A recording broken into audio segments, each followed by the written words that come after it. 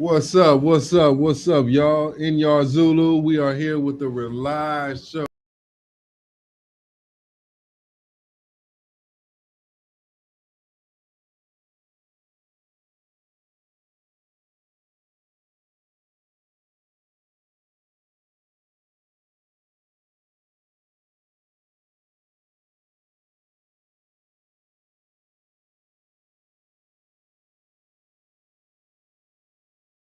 And hey, I'm tired. I'm a tired individual right now, man.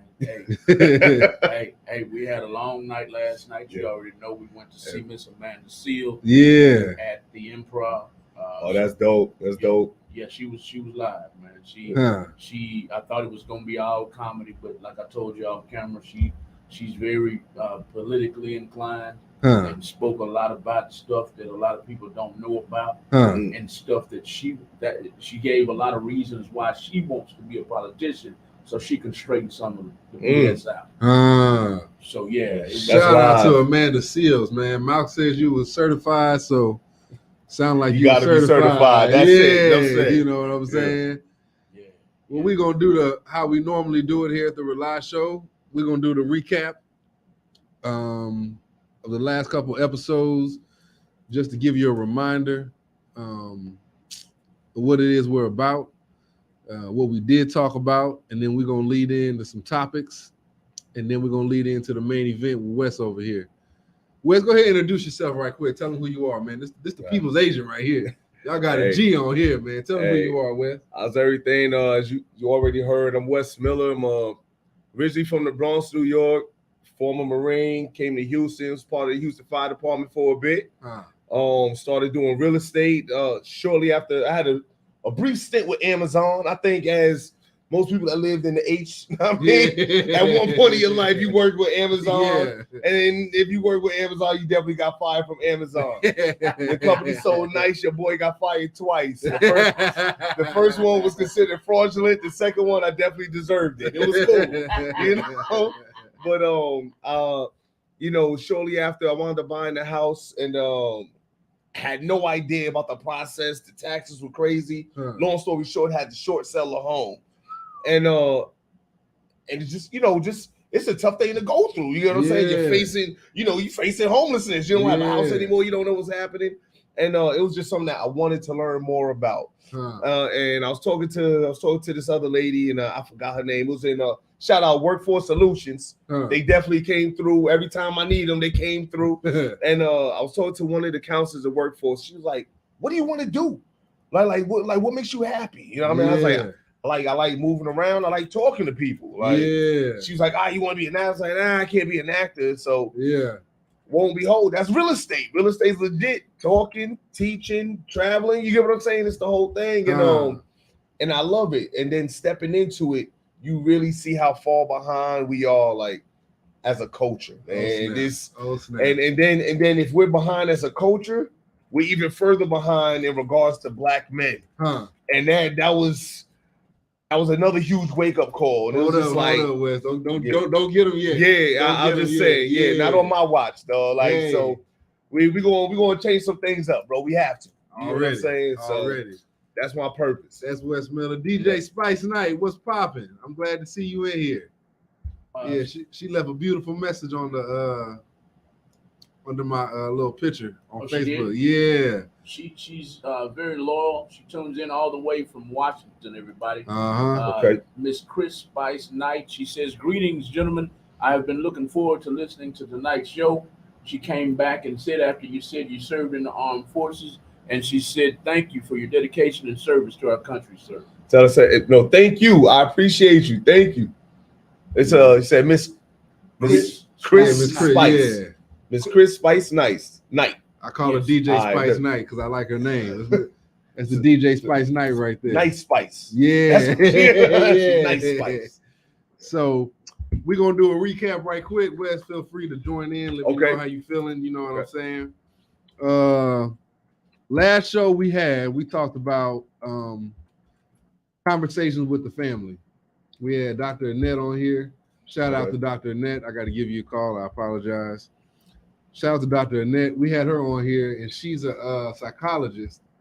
She works with foster kids, adoptive families, and families. Okay. I don't like to say regular families because our people we know we got Yeah. everybody in our Yeah, family. yeah. So I don't like to think like foster's not a real family. Like Yeah. they or I'm sorry, she taught me some adoptive family. Adopted families. So Got you. foster's where they sit and they wait to be adopted. To be adopted. Yeah, And I didn't know that, so I'm thinking it's all foster families. So Yeah. she was dropping gems. So she does that. Okay. You know, she was like, man, you know, most of us in the family, we spend 37 minutes with the family.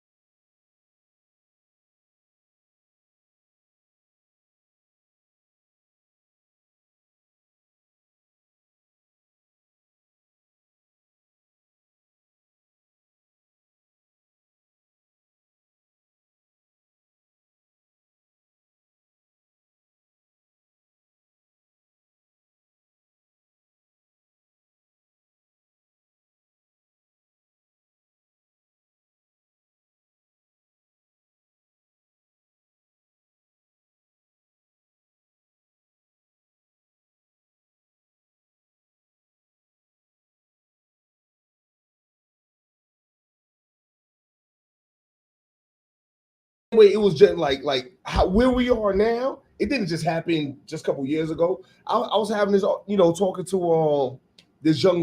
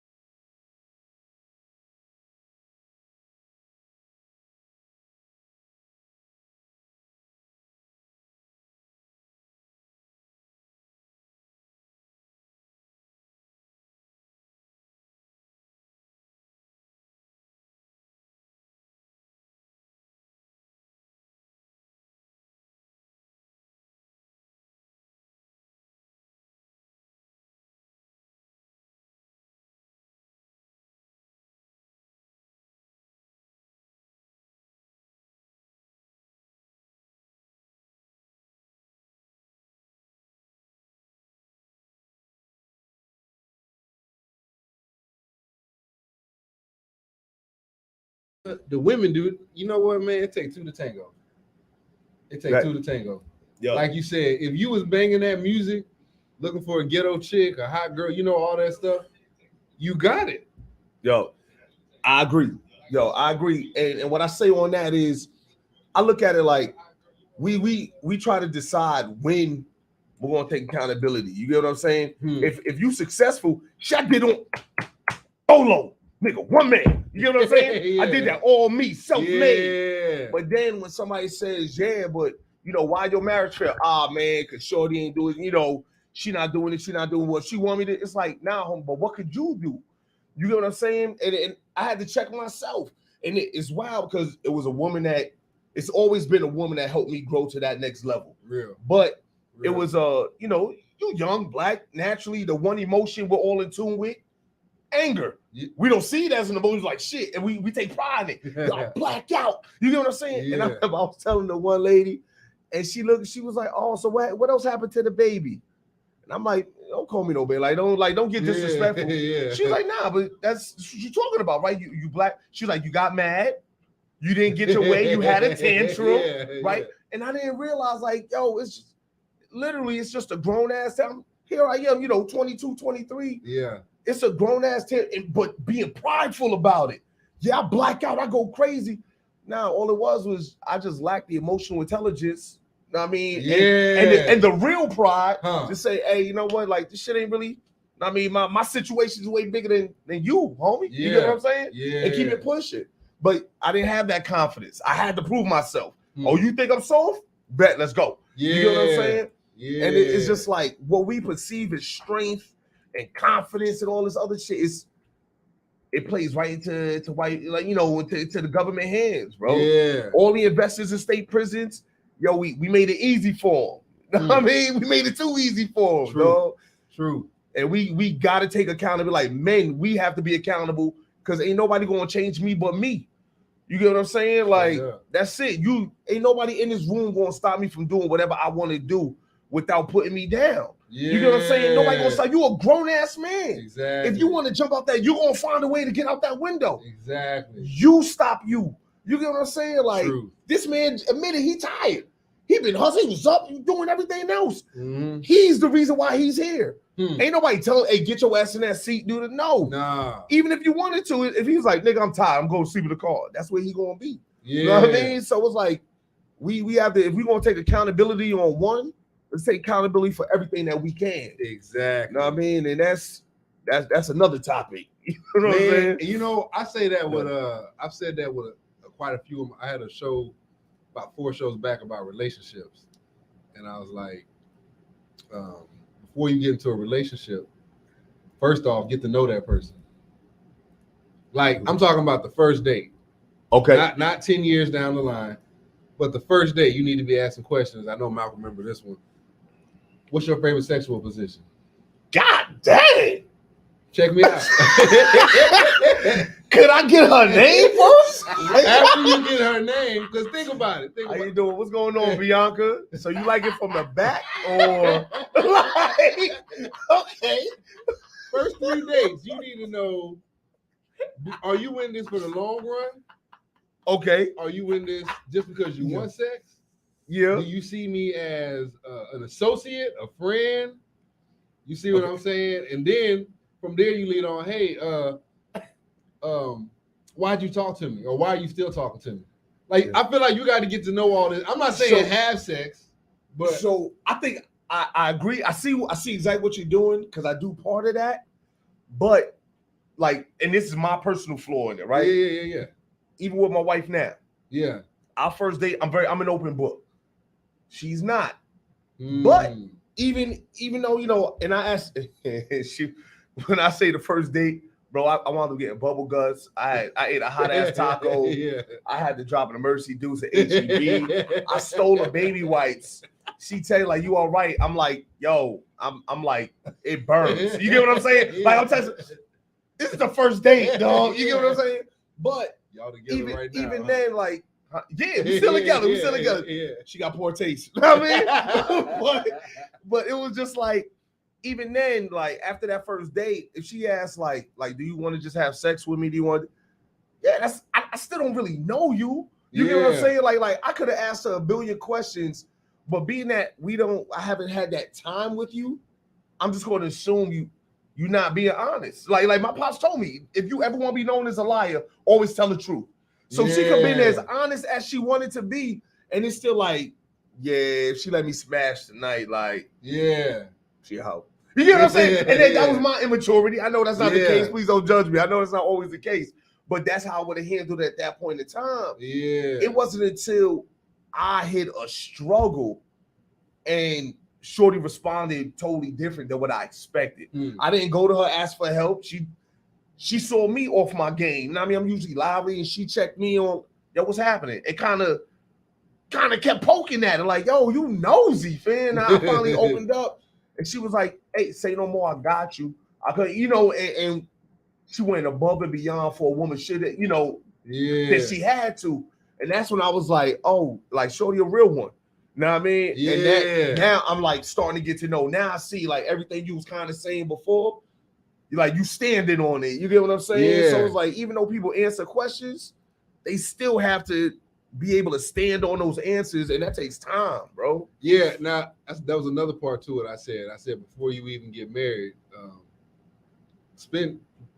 start a business together, get an apartment together, stay in a hotel room, like be around each other. I say just move in. Yeah. Like, yo, move and live with them. You'll find out they don't brush their teeth at night. Yeah, exactly. You don't brush your teeth before bed? Yeah. Yeah. If you watching this, I said it. I made you a better person because you do it now.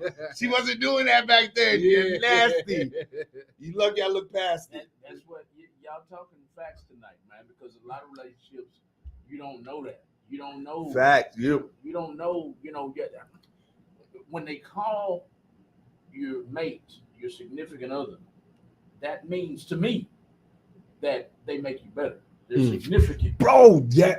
So they make you better. Mm-hmm. If they don't get into a relationship, and me and my girlfriend just had this conversation recently, because some women think because you're trying to better them, you're trying to change them, and no, I'm trying to make you better. I'm looking at you to point out my weak. Like, I know some of my weaknesses, right, but I may have some that you notice because you're the outside looking in. And when you come to me and say like, "Hey, babe, you know what? When you handle this, when you talking to people, you do sound a bit aggressive."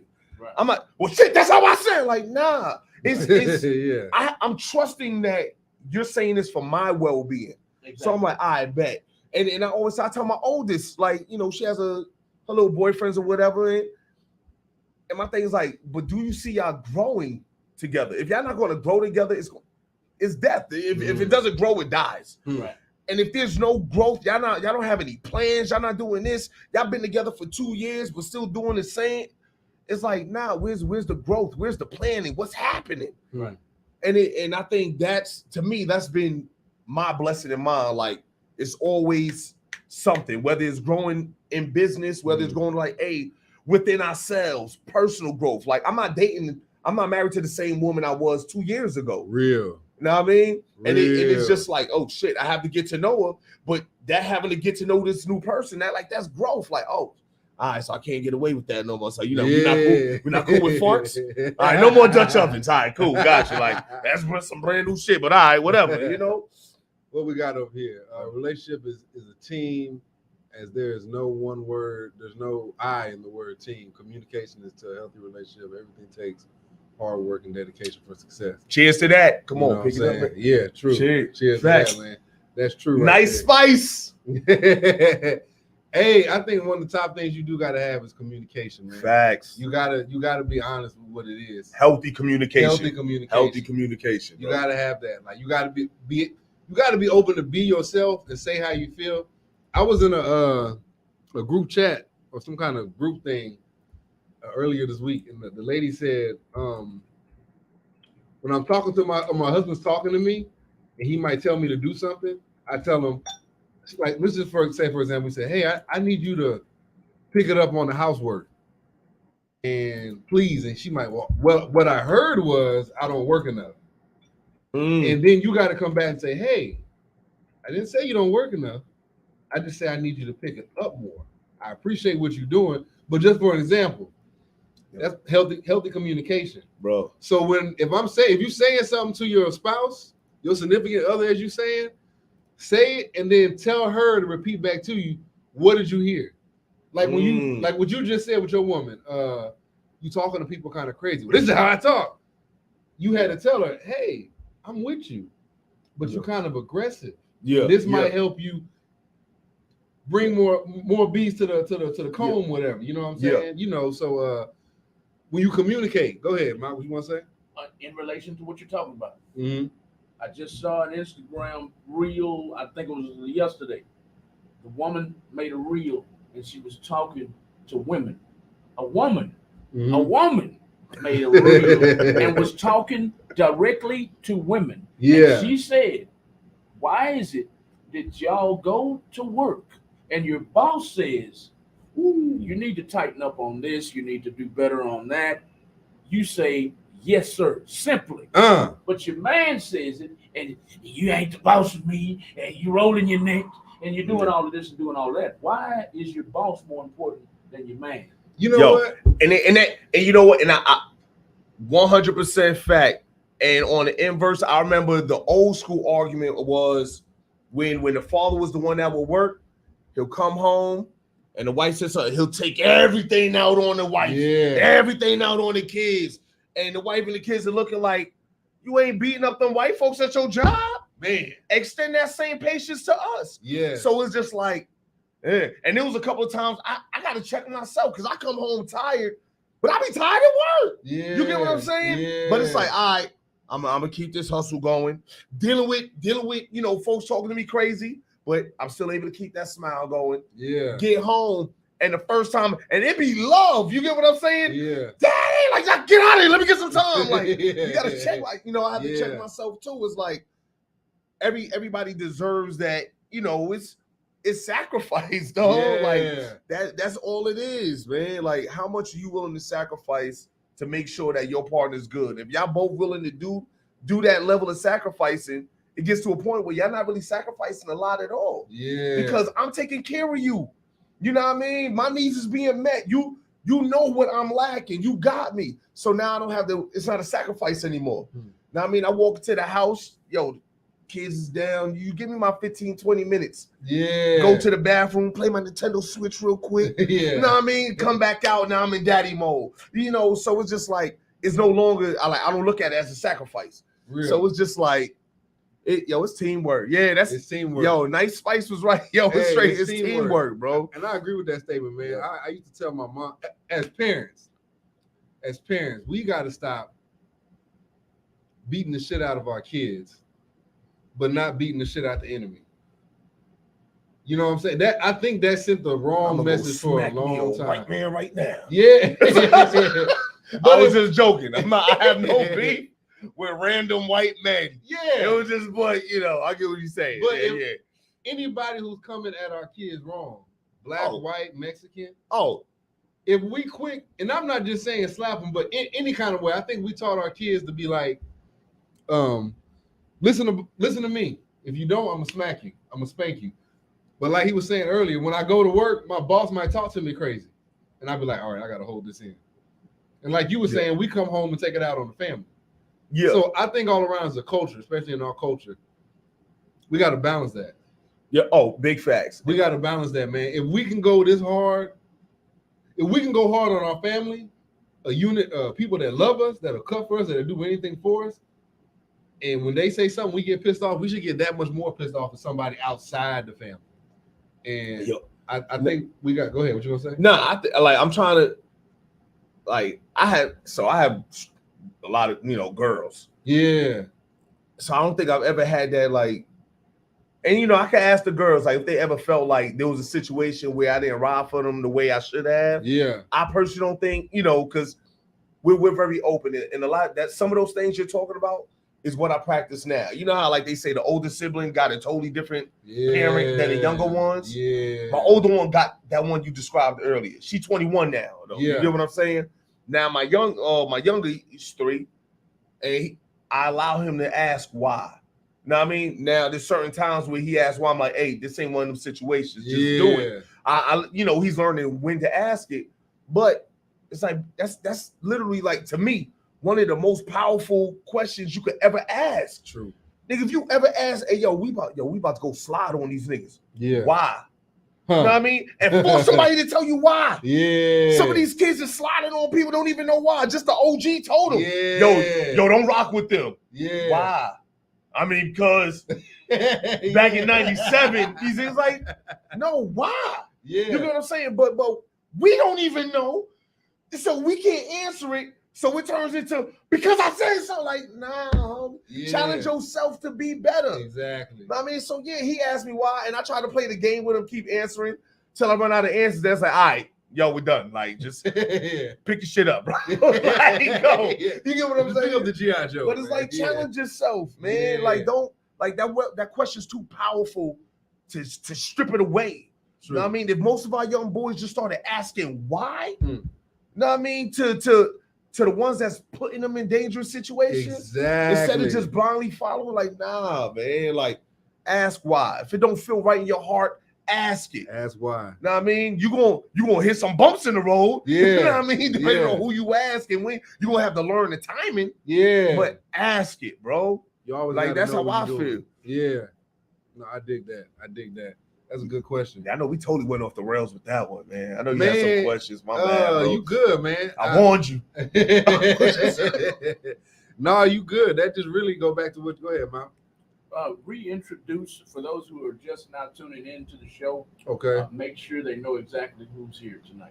All right, we got Wes Miller in the building, the people's agent, one of the #1 agents in Houston. He's gonna come in here and talk to us about a plethora of things, man. We're gonna hit on a little bit of everything, as you can see in the first 25, 30 minutes. I don't even think we touched real estate yet. Yeah, but that's cool though. Cool. Like, we just going through the recap. We just going through the recap. Like, we talking about the movement right now. Okay, don't worry. We'll get to real estate later. So we got Wes in the building. He dropping gems already. And tonight's, like I said, man, we destroying stereotypes in here, man. We killing these stereotypes. We not, like you said, we asking why. Yeah. Why is we like this? Why are we doing this? And then another reason is, how can we change it? We got to ask them questions, man. You got the scientific method, why, when, and I forgot the other ones. But you got to ask, why? How does this chemical work with this chemical? Yeah. You know what I'm saying? Can I mix these two chemicals together, and what will it produce? Yeah. You see what I'm saying? So he's in the building. He is going to get to the real estate in a sec. We just having a recap. We were talking about Big Mama has left the building. How do we take our families back? And he was telling them and Malcolm had asked us, you go to the plantation, to your job, and plantation. And master tell you to do something, and you Johnny on the spot. But when you come home, and your son want to play with you on the Nintendo or whatever, you get mad at him. Like, I've been to work all day. We gotta change some things around, man. So that's where we're at. This is Wes Miller. He gonna drop some game on fatherhood, on real estate, on ain't no telling what else. Yeah, you see what I'm saying? It's the Wing It episode. Yeah, you know what I'm saying? Wherever it takes us. So real quick, let me get Dr. Annette. Y'all give her a look. She makes the games. I'll let y'all know when those games is coming out. We talked about domestic violence, how to prevent it and how to escape it. That was on the show before that one. And that's like you were saying, you were saying earlier, accountability. And on that show, we was talking about, I asked Sister Vicky, like, hey, how do you help these women get out of these situations? Because I was like, how come the brothers don't go over there and beat them up? And she was like, well, yeah, sometimes, but the woman will go right back to the man. I'm about to say, I got a story about that. Remember how I said I was with the Houston Fire Department, right? Yeah. Yo, so I remember one of my calls, we respond. The boyfriend, it's not even his daughter, was very little girl, about 4 years old. Because I remember, because one of my daughters was around that age. Beautiful little black girl. Mm-hmm. Big burn marks all over the body, right? Now, the fire department here is all hazards. So you respond. If there's no ambulance, you respond on the fire truck. Yeah. So we're with the crew, and we get there. And I'm an emotional person. My wife says because I'm a Cancer, whatever. I wear my emotions on my sleeve. You get what I'm saying? And it was one because it's this little girl that I already resonated with because I have daughters too, and that's burned up. But it was the way that this boyfriend was, yo, man, that little bitch, all right, man, this. And I remember I telling the captain, I'm like, look, I got to go back down to the truck because we're waiting for HPD to show up. I got to go back down to the truck. I can't do this. He's like, look, hey, Rook, you know, because I'm fairly new. This stuff you're going to encounter, you got to get used to it. All right, cool. All right, let's keep going. I'm trying to bandage it. She crying. In my mind, I'm like, he has one more bitch in him. And sure enough, he goes for it. And you know, I handle things not the professional way. You get what I'm saying? Yeah. Fast forward, you know, HPD comes up and, you know, the gentleman's arrested. I get, you know, chastised, whatever. But fast forward about a year later, he gets out and the girlfriend files a complaint on his behalf. Against me. Meaning, one, they were still together. And it was like, it blew my mind, bro. Because I'm like, your daughter, you get what I'm saying? Like, this man, you get it? But it was just like he, and you could see the burn marks on her too. So you could tell, like, and this young lady just kept trying to like explain it to me that some of these women feel like this is all they know. Even though this man's beating the shit out of her, she knows when it's coming. She knows how long it will last, up until the moment that she actually gets killed by him. You get what I'm saying? And it's just, but it was a concept I could never wrap myself around because my thing is like, if I don't like it, I'm gonna move on it. You get what I'm saying? So it's just like, even now, I still don't understand that concept. So I think that's deep, and it's something that needs to get preached more. Yeah. Because a lot of these women are in domestic, like, not just physically, emotionally violent situations, you know? Let me touch on that. I read something else that's related to what you're talking about right now. It's a popular meme that's going around Facebook. It says exactly this. You know, when we're growing up and you got the little girls getting picked on by the little boys, and the little girl goes home and says, Mommy, Johnny's always picking on me. He likes you. He likes you. You're teaching them to accept abuse. Damn. That's crazy. Ain't that something, man? That's crazy. Yeah. I want to drop two things on that. What he said, shout out to Jay Reckless, man. Oh, I hope I said your name right. Shout out to Jay Reckless. I was telling him, well, something we discussed on that show. I said, when you beat your kids, sometimes they think it's okay to be beat when they get older. Like, well, my dad used to hit me to teach me something, so I guess this guy's doing the same thing. He backdoored and said, well, when you beat your kids, it's also teaching them that they can beat somebody and it's okay. It go both ways. So it's not just the beating, but I'm just saying that's just an example. We got to stop telling our kids. Go ahead. I can see that because that's how I learned how to curse. You know what I mean? My mother will always say, like, whenever she got upset, that's when she'll drop some F-bombs. Yeah. So when I started getting there, I knew if I got to this point, if I got here, I can let it go. You know what I mean? And then you let it rip. She recognized, you know, and it was just like, so I can see that. But I feel like, I think that's the difference between beating and disciplining. You know what I mean? Like, if my boy gets out of hand, I'm going to pop, bow. But I'm talking to him like, bro, you can't do this. Beating is when that parent is just fed the fuck up. Yeah. And now it's a release for you. It's like, there's no more discipline in this. You just got pissed off to the point where now I'm going to teach you, like, and to me, like, I think that's where you draw that line. Like, you're not teaching nothing now other than don't piss me off.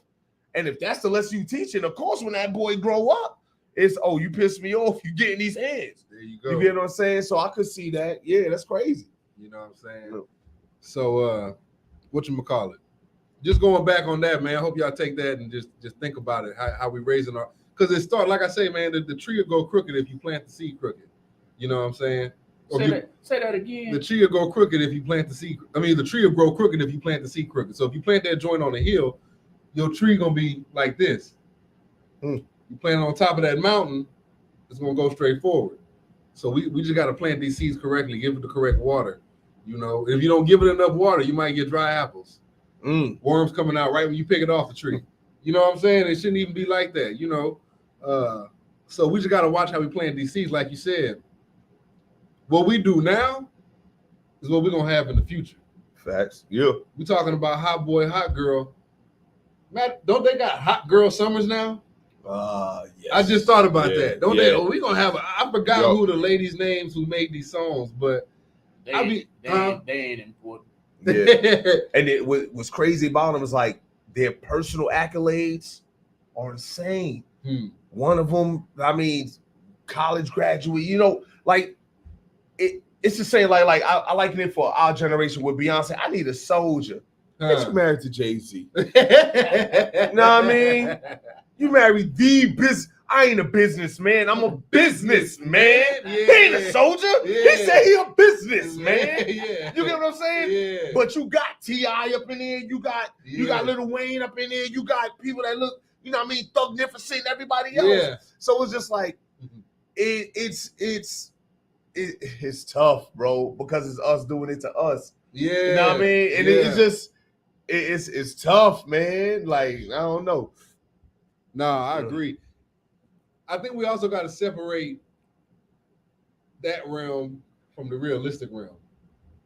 I think a lot of us look at TV and be like, man, you know, used to look at fucking Chips or Columbo, but I'm gonna be a cop one day. Well, I didn't want to be a cop, but just for example. I mean, I get what you're saying. I get what you're saying. Yeah. Or you look at MTV Raps. Yeah. And be like, man, I want to get on the mic one day.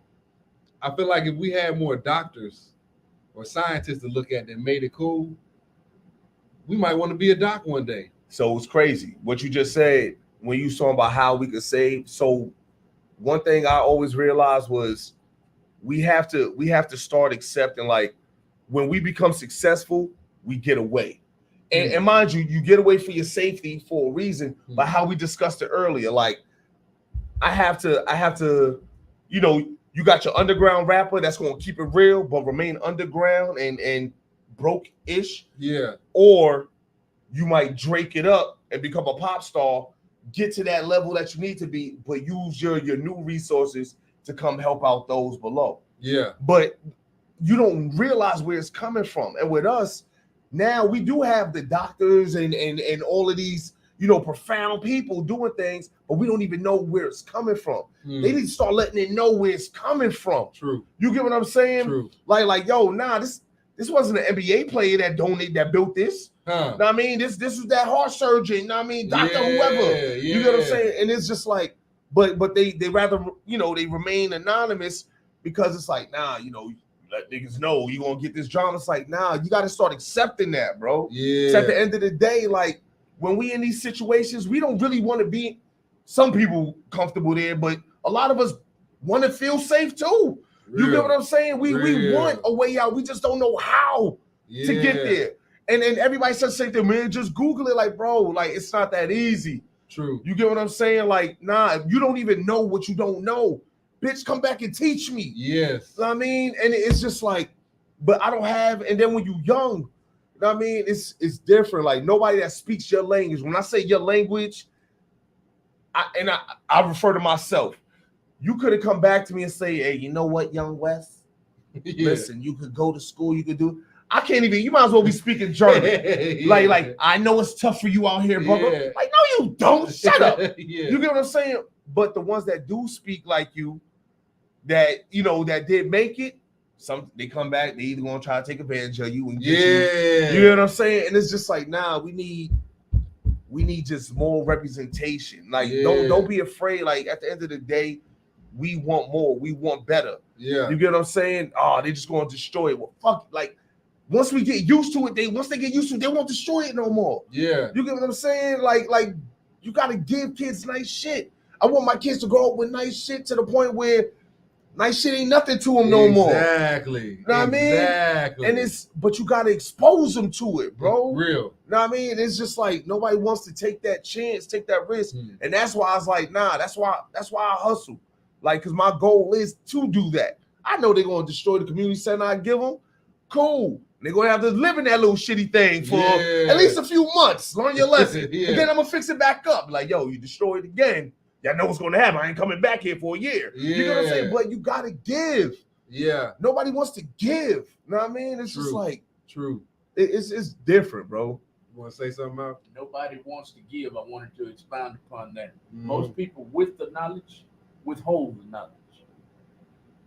Especially within the culture. That's true. It saddens the hell out of me, man. Yeah, that's true. It saddens me, man. I mean, I've posted it several times on my page on Facebook. You know, I mean, if you are my friend or my relative and you have the juice and refuse to give it to me and see me out here struggling and striving and grinding every day, hey, man, you're a poor excuse of a friend or a family member. And you know what BS thing they hide behind? Hey, bro, the game is to be sold, not told. Man, shut the fuck up. Because you know what? Shit. Hey, I don't know if I can say it on here, but you know what I mean? Jews, they're not selling the game to each other. Nah. You get what I'm saying? They teaching. The Jews. Yeah, the Jewish community, they're teaching each other. That's right. Every other community, they sell it to us. You know, people will sell it to us. Yeah. Right? But when it comes within their community, rich white folks, they're teaching other rich white folks. They're teaching those. Yes, you get what I'm saying? Because they know in the long run they'll still benefit from it. Yeah. Yes, now they won't teach, you know, the poor white folk like, you know, we won't let y'all, we won't really say it, but y'all kind of like the niggas. Know what I mean? Y'all like them. Right. But you know, the Asians, everybody, they teach their own. Right. But us, we so good. Hey, games to be sold, not told. And then it's fake it till you make it. No. Yeah. Why you want to fake it, dog? If you too broke for the Mercedes, ride your Honda. Who you fronting for? For real. Stack your bread up, then get the Mercedes.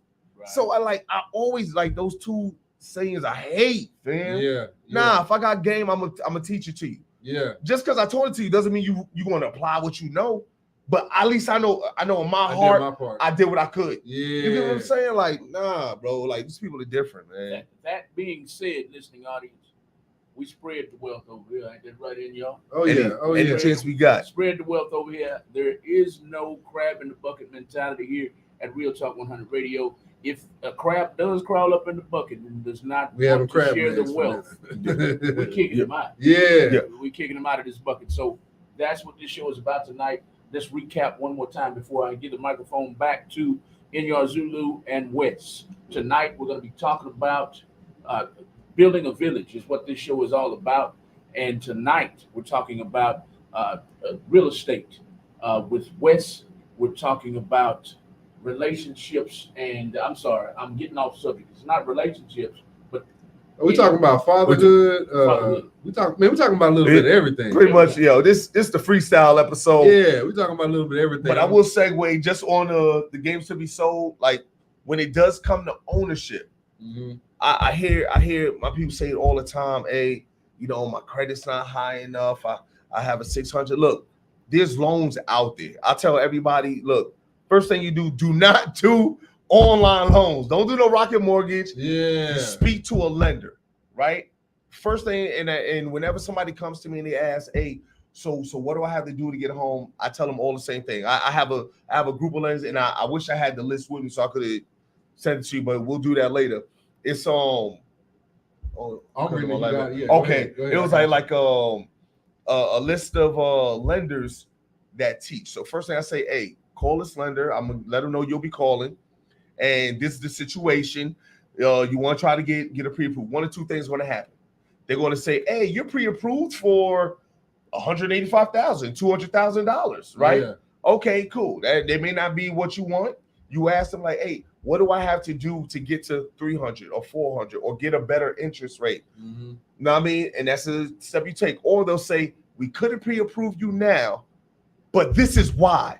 Now we know what to take. Yeah. Your credit was 550. We just need you to get up to 580 because at 580, we have FHA programs. That's 3.5% down that you're eligible for. Or, you know, your debt to income is your debt's a little too high. Because I tell people all the time, they say, well, I bring in $10,000 a month. Yeah, but your expenses are $9,000. Yeah. So your amount to play with is just $1,000. You're poorer than that man that only brings in $5,000 a month, but his expenses is $500. Yeah. Far poorer than that man. Yeah. You get what I'm saying? Every month he is stacking $4,500. You get what I'm saying? So it's just like, so we have to understand how our debts play, especially with streaming. We got we're streaming everything. We got things signed up. We don't even know what we're signed up to anymore. Yeah, it's true. So once you get ahead, and that is how you take those steps.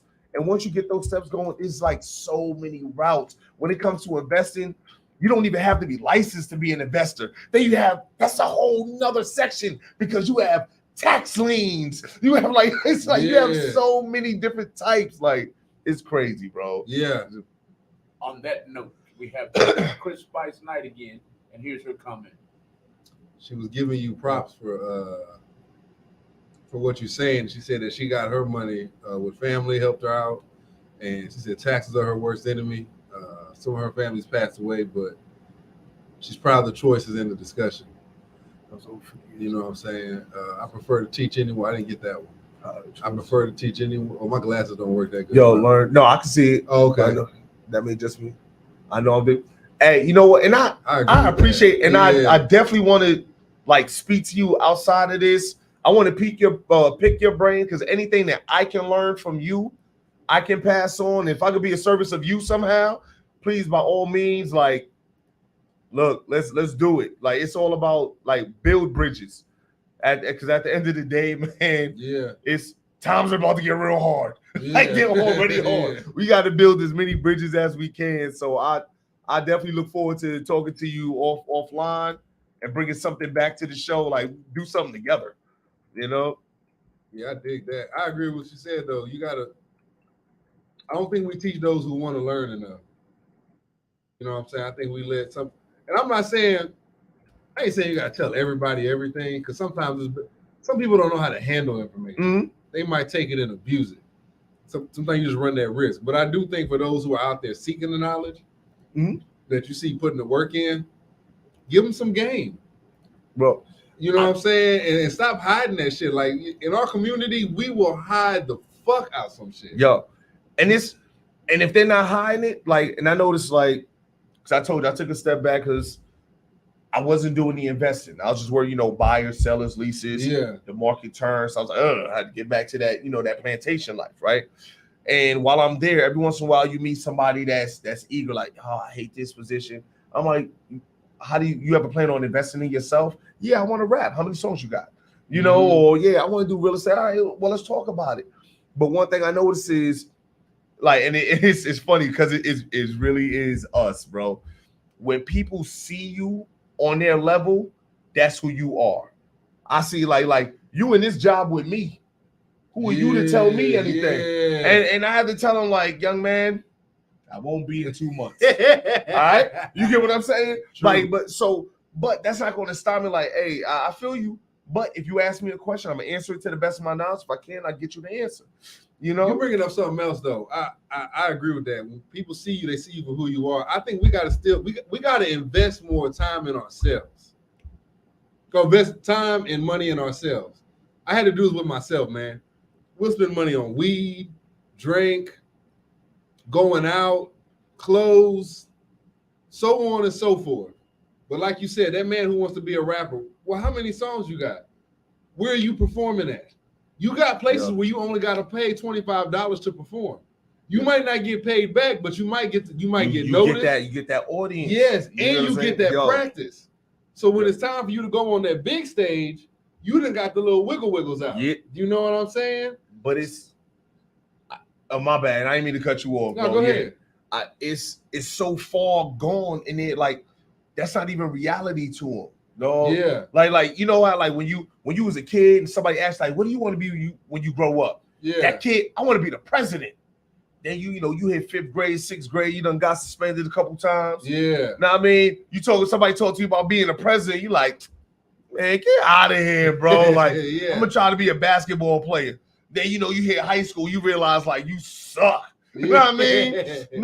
So it's just like, I think once people start, like, life just beats the dream out of them, bro. And it's like, nah, home, ain't nobody beating that dream, because you have to dream. You have to manifest everything, dog. You do. You know what I mean? You do it with relationships. You do it with yourself. True. You have to. MJ sucked in high school and college.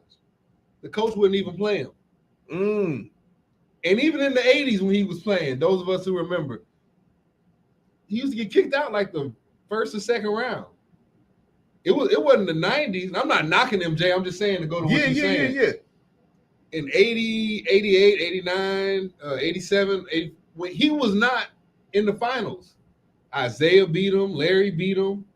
Like, it wasn't until the 90s where MJ was like, all right. We had that sweep. Yeah, when he was getting 6 championships, retired, came back, got that last one. Then, left, went to the Wizards. But even on the Wizards, he was dogging. He might not went to no championship, but he was still scoring and all the other shit. But to go to your point is, life might beat the hell out of you. Yeah. But you gotta be able to fold and take them punches. Yep. Because ain't shit easy. Bro, ain't shit, especially being us, being black men and being black women. Shit, my mom used to tell me this shit, and my dad used to tell me this shit. Hey man, I'm not trying to discourage you, but as a black man, it's gonna be 10 times harder for you to get to where you want to get than it is for somebody else. Facts. You know what I'm saying? So I guess what I'm trying to say is, I'm trying to say a lot of things, but I'm gonna go to this. First off, we gotta teach our kids to have strength. You might suck when you start out. When you first dribble the ball, picking up your leg and going under your leg was the dopest thing. Watch that. Yeah. You know what I'm saying? Then you can go behind your back. Yeah. Then you can go between your legs. Yeah. Then you can go between your legs and shoot. Then you can go between your legs and actually pass somebody. Like, oh, you'd be surprised. Like, whoa, he's behind me. Let me lay it up now. So I think we got to teach our kids to have that strength, man. You're not going to be like you're not going to be, Jordan wasn't Jordan right away. Yeah. Magic wasn't Magic right away. You know what I'm saying? And I think a way to teach them is to teach them to embrace failure. True. People are afraid to say they failed. Dog, I failed so many times. Like when I first started real estate, I failed clients. And all it did was teach you, like, homie, you need to respect this. Like these people wanted this house. You get what I'm saying? So it's just like, okay, now it's like, all right, let me learn this. Let me really read these contracts. Let me really focus on this. Like, you're going to fail. Embrace that failure. Exactly. You know what I mean? like, if you want, and I tell, like, everybody's like, man, I was a scrapper. The difference between a scrapper and somebody that says they won every fight they ever been in was that, well, go ahead. That person, that scrapper took on every challenge. You get what I'm saying? Yeah. The person that won everything, he was selective. Yeah. That was the bully. What's up, little ones? Wes, you say hey? Wes, she said the same thing you did. Yep. See, yep. That's exactly, yes. And that goes for the realtors too, not just the people buying and selling. That definitely goes for the realtors as well. And if you're a client, hold your realtor. I tell them all the time, hold your realtor accountable. Like, at the end of the day, our job, like, we're not just slaves, but our job is to service you. It's buying a house. Like, that process is one of the top tier stressors. I think it was like, it's death of a family is number one. I thought divorce was number two. And then it was like somewhere where getting your first home, and I forgot what that for was, but they were interchangeable. Yeah. But it's within the top 3 or 4. You get what I'm saying? My job is to I bear that stress. I want you to enjoy window shopping. You get what I'm saying? Learn what you really like. We're looking for a house. And when you choose a realtor, choose somebody that matches your personality. Know what I mean? I had clients that we just didn't mesh because like a lot of engineers, they're really numbers. They don't care about your personality. Yeah. Which unfortunately I'm like I'm personality. Yeah. Like I'm like, so tell me your name. Tell me more about you. Come on. You get what I'm saying? Yeah. And they're just like, yeah, so taxes, this. And I'm like, yeah, whatever, bro. Give me that. You get what I'm saying? But it's just like, you need somebody that you personally can trust. You get what I'm saying? True. So it's like, it goes into it. I said a lot of likes, forgive me. It's not wine. It's apple juice. It's apple juice. Yes. No, you got to read your contracts, man. And yes. To evolve that, you got to read what you want to do in life and understand that you're going to have to go through something. Say, hey, what's up? Hey, I'm the best. Boom! That's what I'm talking about. All right, we cool now. I thought we was going to have to fight in the parking lot or something. We cool. Family-oriented show. Yes. The R.A.U.L.I show. It's a family-oriented show, everybody, as you see. He's got his son in his lap.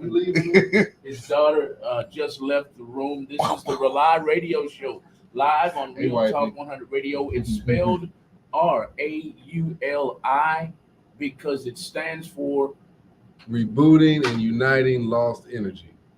Rebooting and Uniting Lost Energy. One more time. Rebooting and Uniting Lost Energy. Why? And then to get back to Wes. Why is it named Rebooting and Uniting Lost Energy? You know what? Everybody got that energy, that spirit, that soulfulness in them, where they want to create their own stuff. They want to be on their own. You know, you can call it God, Jesus, Allah. You know there's a higher power within you, or if you believe it's outside of you, but if it's outside of you, it was in you first.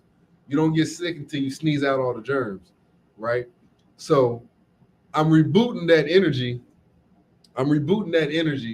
That lost energy, and I'm uniting everybody who wants to reboot that energy. You see what I'm saying? So if you like digging deep into yourself, like if you like personality and you want to create you a new reality, this is what this show was for, man. And especially for the future for these kids. They need somewhere where they can go where they don't have to be so dependent on the government. You know what I'm saying? They don't have to be so dependent on so-called society. You know, right now we got to go through, like you said, one of the toughest processes is buying a house. We need to take it back to where the toughest process is building a house. You see what I'm saying? We need to have something where, hey, I built this house for you years ago. Your family can stay in it. Your family can stay in it. Those generational homes. Exactly. Yeah. You know what I'm saying? They might need to be a little bit bigger than the ones that we grew up in. Yo, rehab them. Yo, keep the generational homes. Yeah, keep them. You know, they didn't. My uncles and my grandma, my great uncles and my grandma, they didn't have real estate agents. They had a plot of land. They built a house on it and had farmland around it. You know, this is in Prairie View. This is in Arkansas. This is in Louisiana. My family got them houses. I'm not saying they're extravagant, but we got those houses. We got family land. And I feel like these past couple generations, the past one sold that shit off. Well, I need me a quick buck. First off, I need some brews, I need some weed, and then I'm going to go get me an apartment. But you had something that you could stay in. Yeah, but you had something you could profit off of, some food. Go ahead, what you gonna say? But we're instant gratification people now. Yeah, and it's like when you grew up poor, like I hear a lot of people say like, I mean, I made it where I'm at. My kids be all right. They don't need that. You get what I'm saying? It's just like, nah. Like if you want the culture to elevate, you gotta give your kids a chance to start at a higher level. Exactly. You get what I'm saying? They shouldn't have to start off on the grind. Let's keep that house. Let's find a way to rehab that house. And this is like literally, I just had this conversation with a young lady that it was her grandparents' house. And I'm like, if you can't, like, don't sell it. Yeah. You know what I'm saying? They was like, nah, and they want me to rent. And I'm like, please, begging them, like, because I see it, but I'm not in their situation. Yeah. And I can't tell somebody hold on to it when they're like, I got this bill, I got that bill, I got this bill. I can't go in my pocket and just like, here, pay it. Yeah. You know what I'm saying? So it's like the goal, like, how do we help people in that situation? The only way to do it is put yourself financially in a position to where I can say, hey, sign these papers, sign this. I get you a grant to get you out of those bills so we can hold on to this. You know what I'm saying? Better yet.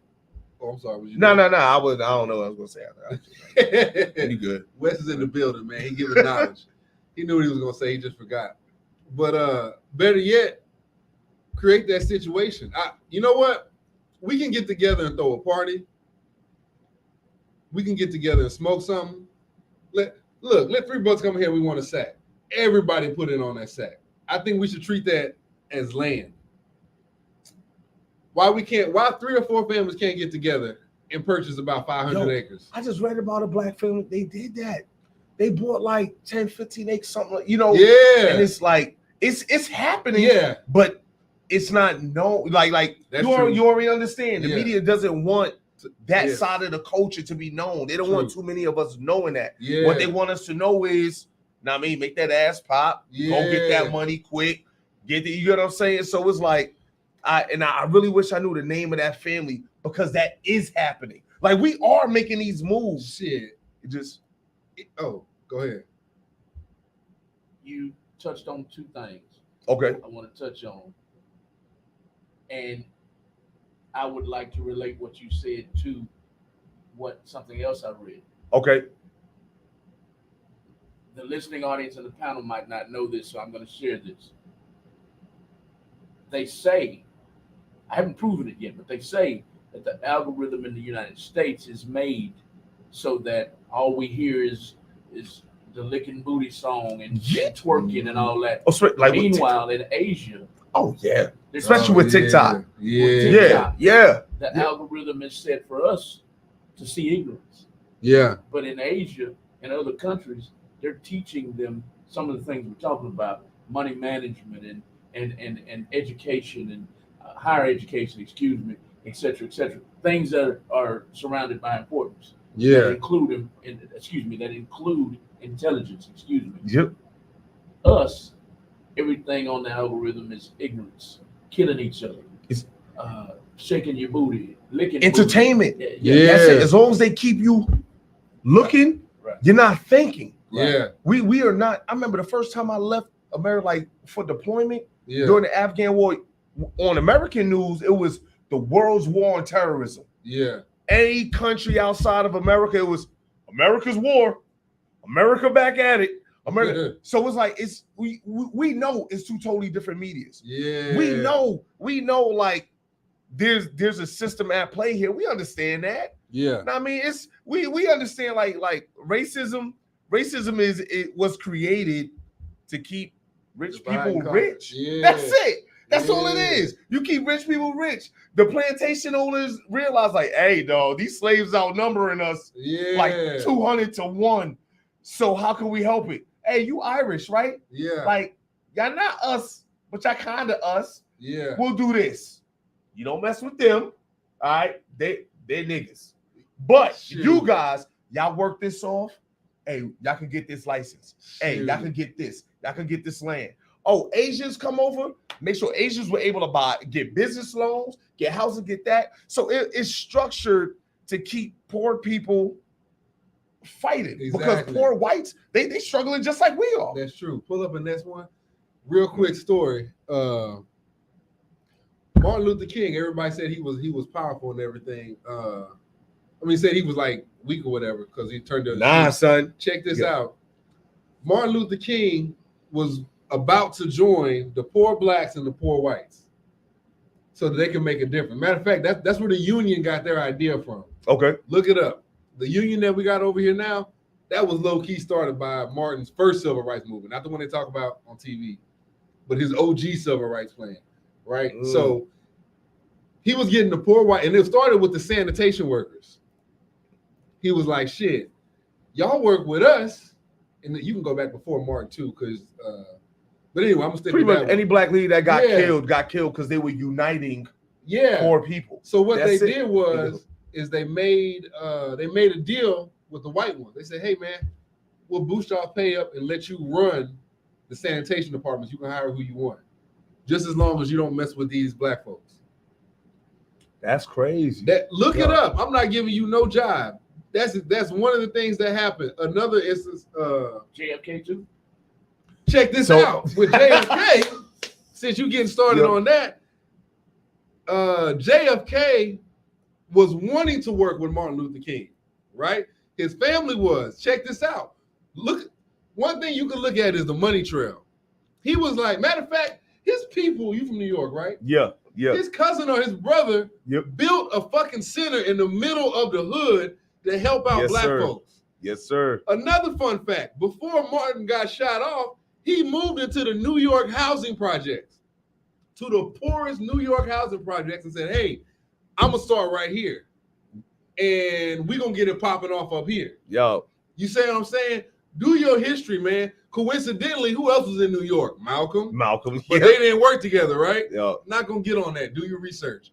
But with JFK, the reason why he got knocked off and said, hey, man, I'm not about to do this to these folks. Plus, we want some money.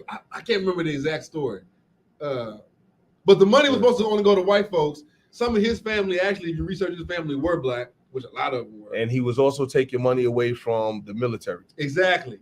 Military funding. That's what it was. There we go. Crazy. Yes, After his assassination. He was taking money from the military. He was saying, why not use this money to help Americans? Yes. Thank you. Yep. He said, why not use this money to help poor Americans? Not just poor white Americans. JFK. Yeah. John F. Kennedy Jr. Oh, no, John F. Kennedy. Yeah.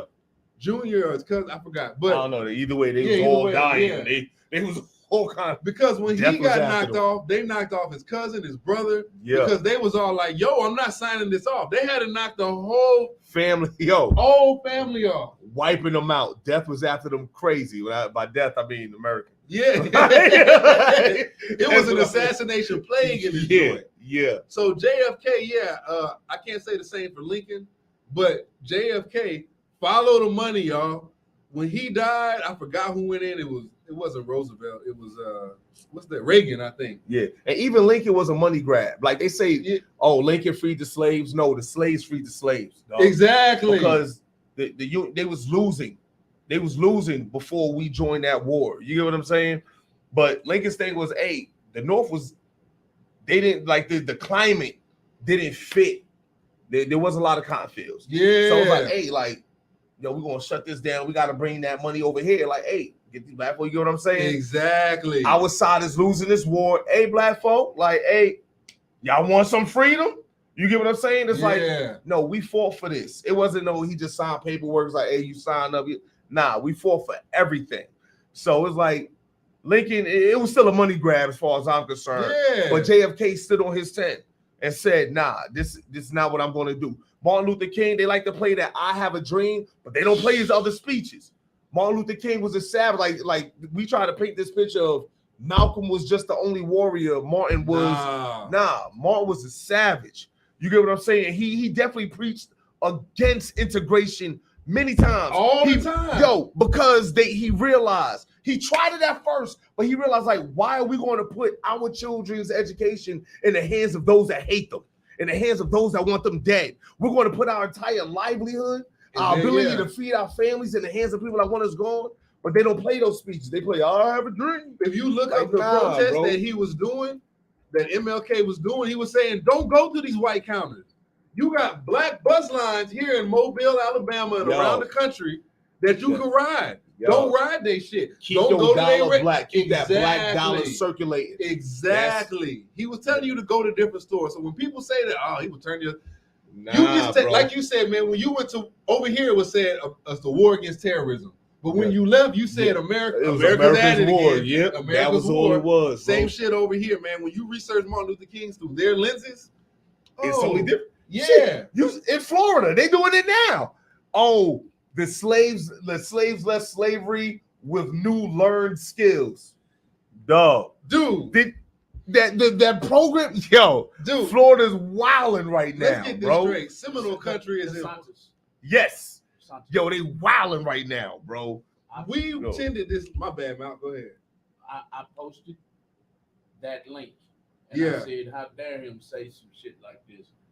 And all my friends and family was like, "Man, I'm not gonna say friends and family. Some people attacked me and said, "You crazy? Y'all learned how to change horse hooves. That's a trade. You learned how to hold up, man. You learned how to be obedient. You learned send me names, bro. And I was like, really, man? Send me names, I'm gonna cut them out right now. Send me names. Look at his last name, Santos. If you speak linguistic, look up linguistics if you don't know what that is. It's language, studying language. If you look up linguistics, everybody's name comes from a brown tribe. I'm not even gonna say black, a brown tribe. Whether it be Seminoles, which that's not even the original name, some type of Indian, type of African thing, those were our names first. Number two, before the 1800s, there was no paperwork on who owned the land. Only people who were there. Yeah. Paperwork, real estate, real estate. You went to the real estate colleges. It wasn't until after 1800 sometime, beginning of 1800s, is when estates became, Hey, you know what? I know you don't do plugs, but this one it's called Lip Service. Lip service. Lip Service. Lip service. Hey, I got it because I was like, yo, should remind me of Erica Badu. I never had that one. My bad, man. I should have done that earlier. What was his, so I couldn't. Nah, you definitely could have, bro. I'm gonna go and plug them in one time. Lip service. Yeah, it is good. Yo, it's smooth. It's smooth. Hey, lip service. I need a sponsor. Hey, don't worry. That bottle was only half full when we got it. But if you look up, man, the history of these names, they got it from us. That's why it's called Spanish. If you only speaking half the language. Ish. Yep. Hey, I'm kind of hungry-ish. I'll eat something. You know what I'm saying? This shirt is blackish. You know what I'm saying? So nah, man, don't look. And shit, I can go deeper into that shit. I know. I realize like we kind of doing a drink champ thing right now. Like this, we going all over the place. I promise you, we're gonna talk about real estate again. Wait, please. Oh, please tag the great. Oh, great fathers. Yeah, we definitely. So, like, there's so many, bro. Check this out, man. Why don't you take care of your kids? Why don't I? Yeah. I mean, F them kids, bro. See what I'm saying? Hey, straight up, that's the stereotype that we got on our people, man. Oh, nah, the biggest thing is, yo, I told her I ain't want them anyway. Exactly. And I'll keep it a buck with you. So when I had my oldest, I think I was about 18, 19. And you know, like any 18, 19-year-old, you like, hey, let's, you know, we gotta go take care of it. Yeah. And she's like, nah, I'm gonna have it, blah, blah, blah.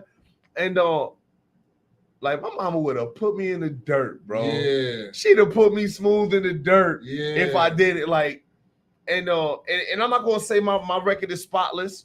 You get what I'm saying? I got 5 daughters, 1 son. My youngest daughter is 10 months. My son is 3. Then it's 21, 16, 13, 12.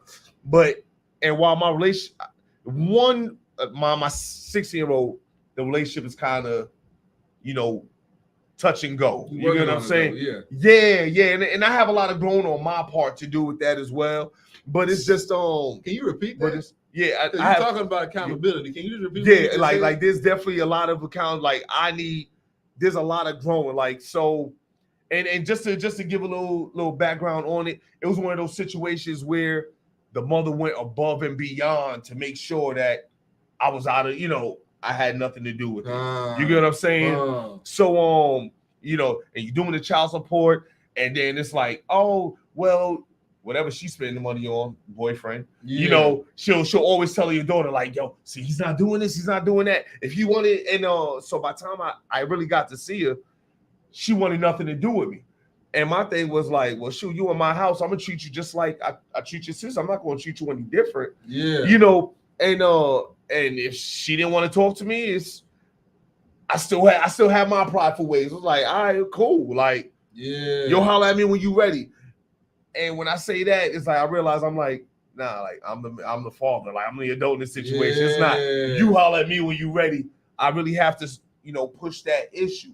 So it's just, and that's something that I still pray on. You get what I'm saying? Because there's anger there, not necessarily towards her, but towards the barriers that I have to go through just to get to her. Just, you know, but as far as my other ones go, shit, it's love, bro. Man, when I first met Wes, I gotta tell, because that's why I had him on the show. I knew he was a father for real. We supposed to meet up in this little group, you know, whatever. And he came to the group with his kid. He let us know, hey man, I got my boy with me, but I'm still rolling through. Yeah. You know? And I ended up chilling with him the whole time. We was having that was our dad group, bro. It was a dad group. Yeah. But and another time I met up with you, I think it was your wife that called, and you said, "Oh, the kids?" You said, "Hey, Zoo, I gotta go, man. I'm sorry I stayed late." Yeah. That's when I knew, like, it was just over and over again. Anytime his kids came, I could tell you a couple other ones, but I'm not on camera. Anytime his kids were weren't even in trouble. They just needed daddy. Hey. He's gone. Yeah. He's gone. Yeah. It don't matter. So that's why I had a father on the show, because that stereotype is like, oh, black men are not, and Black men don't take care of that. You just heard this but man say we out here like a mug. Like we man. out here strong, like bro. Like a mug. You could go man. to the. I promise you, you go down to the hood right now. Man. Like I used to live on Bissonnet and Glen Court, right? And then I was down there. Yeah. But what's crazy is like that's what you see. You hear Bissonnet, you hear none, all process, da. But I remember I was walking down because the fire station I was at was right there on Bissonnet and Willcrest. I know you're talking It was about, 73s, and then my other one was right on Bissonnet and Gessner, 68s, right? Okay. And yo, I remember going to work, and you just see because you have Kip Academy, you have Smith a little further down, you have all these other schools. So many black fathers. You get what I'm saying? It didn't matter. Some look like they were well-to-do businessmen. Some look like, hey, as soon as they drop their kid off, they about to go to the gas station, chill at Pump 9 and go to work. You know what I'm saying? Yeah. But they were bringing their kids to school. Like I wasn't an anomaly. You know what I'm saying? I'm in line with all these kids, like black fathers, Mexicans, all these like, and it's like, but they don't say that. Like this stereotype. Yeah, I'm so glad you're such a good dad. Like, bitch, what you expect? Yeah, for real. Don't do that. Like, I don't take that. I take that as a you speak so well. You speak so well for black. That's how I feel. Like I'm telling, like, bitch, I'm a father. Yeah. Like, all like day, what do you every expect? day. Well, I know it's really don't recite no media shit to me. Like you'll get on. That's on my bad side. Like, don't recite nothing in the media. Yeah. What is your observation? When you open your eyes right now, and this is a real conversation I had. Waiting in line to pick my daughters up from Kip. I'm like, open up I'm like, what do you see right now? And then she tried to differentiate. Well, like backtrack. Well, I just know like there was a difference between black and African. Tell me who. I'm like, yo, tell me who's who. I was like, what is he right now? Can you tell me from right here? She's like, well, I would just assume from the way he dressed, like, see that, stop it. You get what I'm saying? I had to end the convo. You get what I'm saying? It's like, but this is what people really be believing. I'm like, we out here, dog. Like, man. Like there's nothing but black father. I know nothing but. You get what I'm saying? Like, look, even when you look on this media stuff, man, you see a lot of black fathers holding their kids. Playing with their kids. Like many of them. Tons, my girl sent me one the other day to make fun of me. When you try and play with your baby boy, try to roughhouse with him, and he'd be like, want to lay on his mom, be like, man, fuck you. That's my little. Why would you don't want to play with me? Yo, you go and you hit him with a mom. I'm like, oh, you dude. Like, God, dude, bro, like, that's how you moving? Like, come on, man, stop. Yeah, you did that the other week. He was holding his son and he was playing with him right here, like talking like he's doing right now. And his son went out the door and he was like, "Oh, okay, you want your mama, huh?" Shit, he just did it. He was like, after the pound, he was like, "Okay." I be like, why you can't just chill with me, man? Yo. Hey, bro, that's mama's boys, bro. That's that same day with mom, man. My little LA, yo. Yeah. Little chump. Yo, little chump, man. You know what I'm saying? Yo, he a mama's boy for real, bro. Hey, same with mine, dude. Yo, he be on that titty. I be like, you're gonna have to get off there, man. Like, chill. I want to play with you right now. I be tickling his ass on the titty. I'm like, man, get off that shit. Hold it like it's mine. Yeah. When there, huh? No, man. You know what I'm saying? So that stereotype need to be crushed tonight. You got too many black. I mean, I guarantee you, like you said, Kip and everything. If you go to any school, you'll see a lot of black fathers in there. Yeah. I had my father in my life. You know what I'm saying? I know a couple of my partners didn't. But I had a lot of my partners who did. Yeah. You know what I'm saying? And some of them still strayed away, and some of them was like me. Yeah. It was just certain things I couldn't do. And I definitely had my father in my life. He was a better man than he was a father. Gotcha. If that makes sense. Super good dude. It's a dad. Now that I'm a dad, I feel like there was a lot of things, but that was him. You get what I'm saying? Yeah. I realized, like, once I became a father, I can't judge my parents. One, ain't no rule books to this shit. to you only doing what you know. You know what I mean? I had to realize that.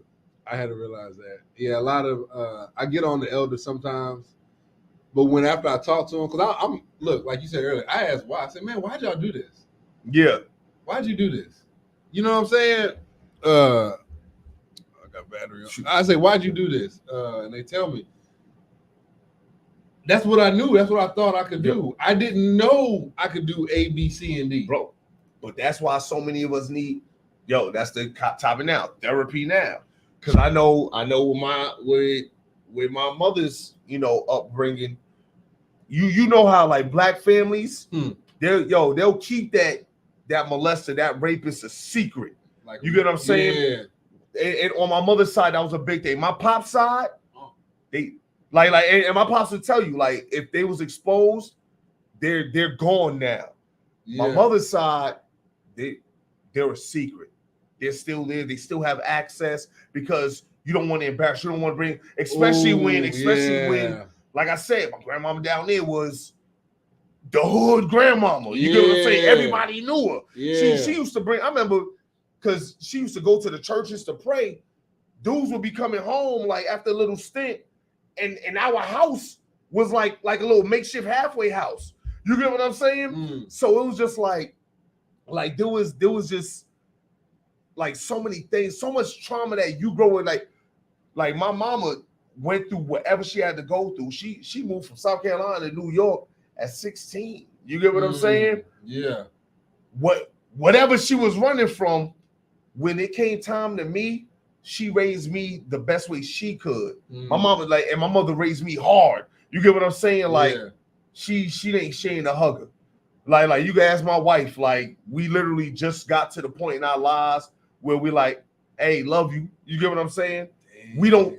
That's not that household that I was raised in. But it didn't mean she didn't love me. It just meant that she had a lot of trauma, unchecked trauma. That's crazy. That and therapy just wasn't helping it because one, therapy wasn't what we do. Yeah. So and then it's now like she's trying to kick it to me like, nah, you suffer from depression. And I'm like, nah. She's like, nah, but your depression is anger. That's how we show our depression. And anger and violence and this. That's why you behave that way. You need to talk to someone. I'm like, I ain't got to talk to you. You know what I mean? I got my homies. Like you get what I'm saying? But it's like, I'm not really there yet. Like, I know.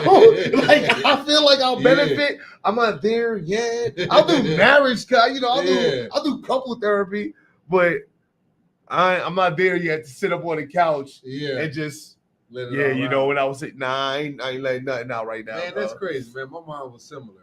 Because if I try to hug her, you ever seen that movie, Step Brothers? Yeah. You remember the movie? Yeah, bro.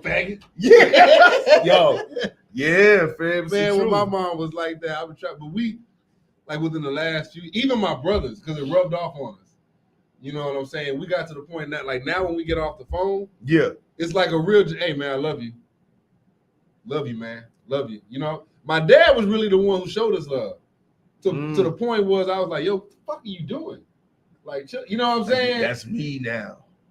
That's me. I'm the over lover with my kids. I'm the embarrassing dad, dog. Yeah. Look, I'm rubbing your head for no reason. Yo. We just had to drive through. Hey. I drop them off at school. Yo, they looking at and my 13-year-old, she almost my height now. And she like, I could tell. She don't say it, but her eyes go, nigga. And I'm like, you already know. Come on. And I mean, it's big too. Like, embarrassing, though. I don't care where we at. Where we at is going down, okay? So it's just like, make it quick. It's your choice. It's going to happen, man. So it's just, that's me. And I think I overcompensated for what I was lacking, like, when I was a kid. You know, and it's just, I don't know. I'll find out if I ever go to therapy. That might be, it's just what I'm speculating. You know, I'm shooting it out there. I'm the same way with my nephews and my little girl. She'll go hang out with her cousins, and if I'm going to leave to go to work or something, I'm like, come on. Baba, you can go. You can go. Nah, Come on. Yeah. you know what it is, Give it to me. man. I'll pick her up, hug her. Okay, Baba, I got okay. I'm like, nah, you getting this. Oh, my bad, Mal. Go ahead. I lived in a pretty loving home. It wasn't, I love you, I love you, I love you. It wasn't all that, but it was a pretty loving home. I had two parents, and it was always, it was stern. It was a stern household. Yeah. We had rules and boundaries, and I got grounded plenty of times, but I got ass whippings yet. But the love was always felt. All right. So anyway, I'm drawing it into with my kids. I have a 21-year-old and a 31-year-old, but when they was in school, my 31-year-old wasn't. She didn't play much, but my 21-year-old, that was daddy's girl. So, Yeah. we in relation to what you said, which I would do silly stuff like you, except I would go further. I would give her a hug first, or a kiss, or whatever, a hug, whatever, pick her up, swing her out. Yeah. But I would go further than that.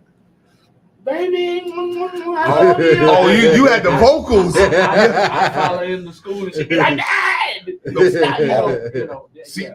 So you follow in the school? I was a serial volunteerer. Serial volunteerer. My daughter, the oldest, she wanted to do gymnastics. Bet. 2 weeks later, guess who's a gymnastics coach? They want to play volleyball? Say less. Guess who's a volleyball coach? Yeah. Serial volunteer. Yeah. Yo, reading books in the day. I'm there. They couldn't escape me. They couldn't escape me. I think like now, like over the past year or so, I kind of like fell back a bit, let them breathe. Yeah. But who knows? I'm a surprise. Yeah. I'm a surprise. I'm just waiting for the right opportunity, the right sport. I mean, I can't volunteer for cheerleading. I don't know enough about it. Yeah. They found a little loophole. But man, it's dope, bro. Like the fatherhood is dope, man. Yeah, it's dope. Wow, that's how I sound. You gotta blame it on the lip service. You don't know what that is right now, but you got a little DMX going on. Yes. Yes, sir. Come here. Much better than cable vision. I think she's talking about the show tonight. Chris Spice Knight from Washington is tuned in, y'all. Nice Spice. Y'all DJ Night Spice. Okay, you got me saying Night Spice. DJ Spice Night. Y'all please share the video all over the world. We want everybody to know who Mr. West is over here. What up? I appreciate y'all, man. We want everybody to know who R.A.U.L.I, the star of the R.A.U.L.I radio show. Yep, that's right. I want y'all to know it is a family-oriented show, as you see. That is his lovely daughter in his lap, and his son is somewhere around here. He dipped out with mama. All the time. Y'all make sure you go and follow that name right there. Follow at West_the People's Agent. He's a travel agent. He's a travel agent. Yeah, yes, Bronco C. So that's why we're discussing real estate agent. Fatherhood, real estate agent. Yeah. I'm sorry. Now people have been calling, asking me the wrong questions. I can't get you to Cabo. Yeah, Did I say travel agent? Yeah. Lip service. I'm sorry. It's that lip service. Hey, you gotta plug them in one more time, man. I'm sorry, y'all. West_the People's Agent is a real estate agent. Yes, sir. Yes, He's sir. a loving father, if you haven't been able to tell. So I'll bring the kids next time. Hey, you got to. Yeah. I should have told you this time. Back to R.A.U.L.I and the R.A.U.L.I show. Malk always called me the star of the show, man. The mission is the star of the show, man. Doing what we say, man, that's the star. We can sit over here and build us a community. That'll go further than anything else. I want to throw two questions, y'all. Oh, yes, sir. I want to throw two questions. R.A.U.L.I. We were just talking about therapy. Hold on. I hope it'll be all lip gloss. I'll be with dough. You silly little girl. You was talking about therapy and counseling earlier. You ain't got to leave. Where you going? With dough. All right. Little shout out. You know what I mean? We was talking about therapy earlier, right? All right. So check this out. Wes had a good question. I had to throw this in here. And this goes to both of y'all. Do y'all think I think we should break tradition, right? I think we should do something different because maybe what we did have isn't working. Do you think we should find better therapists, like psychologists, counselors, so on and so forth? Or should those smoke sessions get a little bit deeper? Like, if, let's just say us three, we talking about fatherhood. Should we create that open space for ourselves as grown men, even if you're not a father yet? Should we create that open space for ourselves and be like, hey, what do I need to do? I'm having these problems. I need to fix this. Or should we get a professional? And when I say a professional, real quick, I don't mean someone who's just certified in the profession, but someone who's really qualified. Facts. Okay. Speaking that language, who knows how to talk to us. So with that being said, I'm going to liken it to what I would tell my kids, right? When it comes to like sex and everything else, I'm going to tell them, hey, go to holla at me, holla at your mama, holla at my wife, like somebody that has that experience, that has that knowledge. Because even on our smoke sessions, I only have my knowledge as to where I'm at as a parent at this point. I could tell you about, where I started and what I grew into, but I'm not even going to try to pretend like I can be a therapist. You get what I'm saying? I could definitely be a shoulder, support. Yeah. Support system, maybe some words of advice, but like the knowledge of somebody that's trained in this field, like I would never put myself on that level. You get what I'm saying? Like I'm not there. Like I would definitely say we need to seek some type of professional therapy. That young lady that told me, that made that whole toddler comment, she was like, I think she was in school for it, or going to school for some along therapy, because I was in school doing some medical stuff at the time. And it was just like that little concept blew my mind. I could only imagine what else she's learned, what else she's experienced. Because those people we deal with our circle. Therapists, they're coming from people that's been from buck wild to just spoiled, to people that just need tune-ups and maintenance. So like their experience level is going to be far greater than, I think, it's far greater than mine. Now, when you just want to vent, you know what I mean? You don't want to, you know what I mean? You get what I'm saying? You want something informal. Like, look, I'm not trying to have all that, nigga. Let's just sip this yak and I just got to get this off my chest. We need those two. You know what I mean? And I think that's what our guys' nights are for.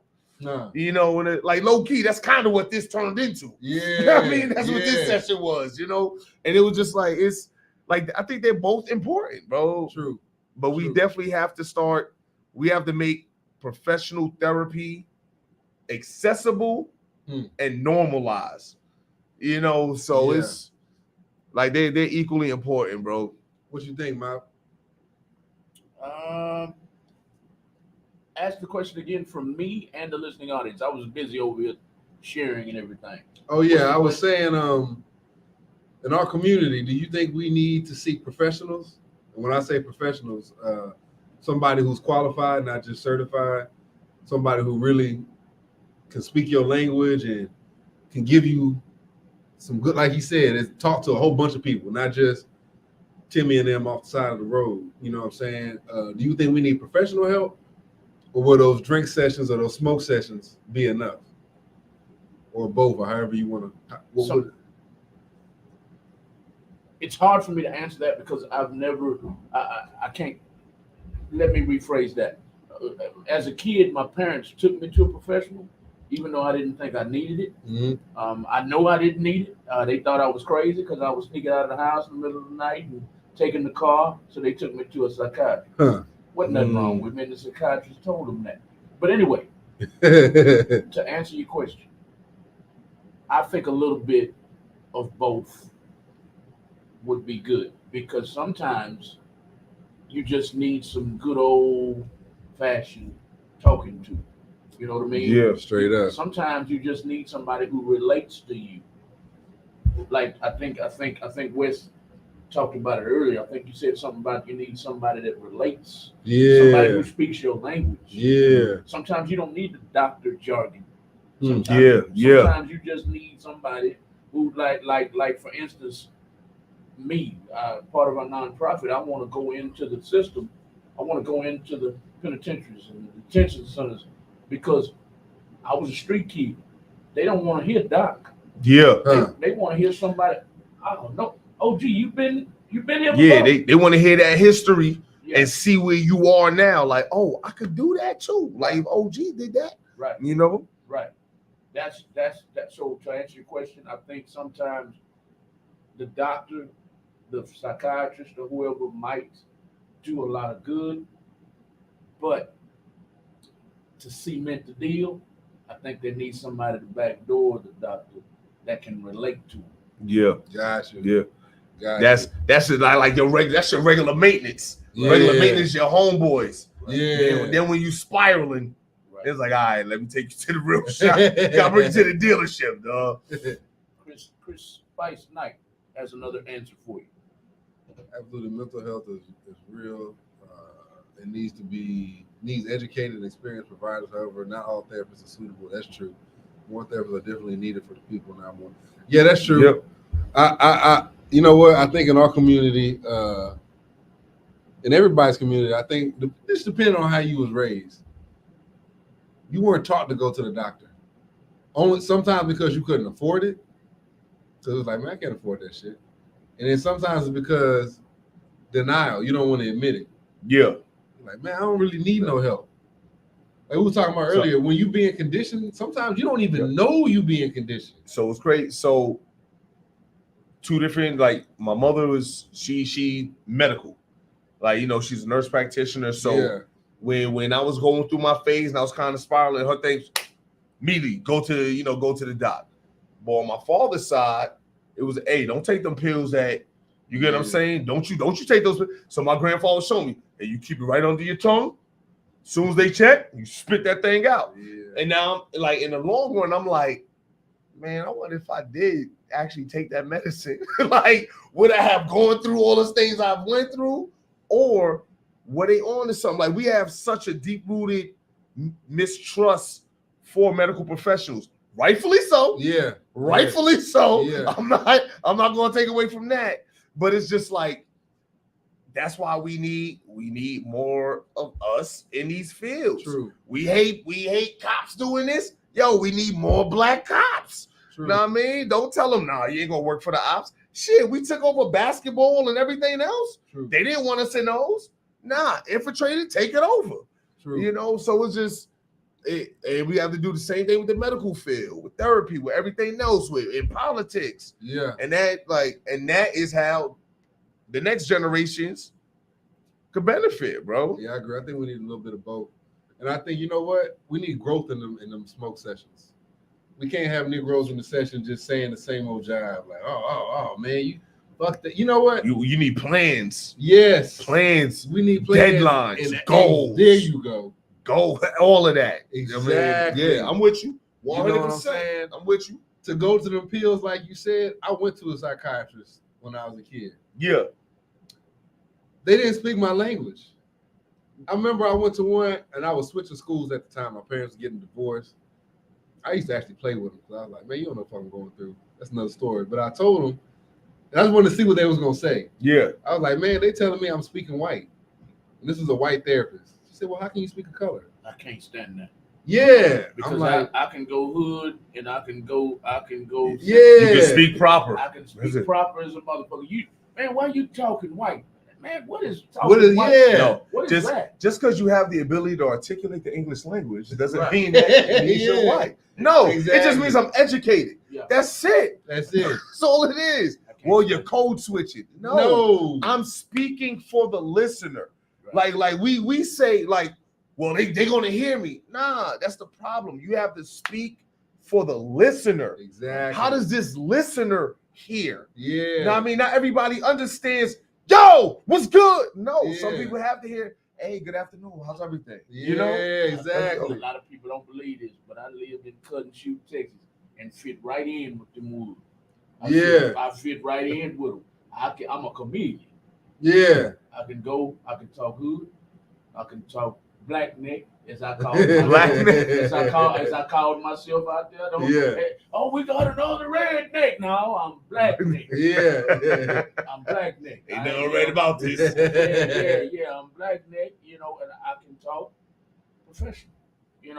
You have to, like you said, you have to talk to your audience. Yeah. We can say it to each other, but she didn't tell me that.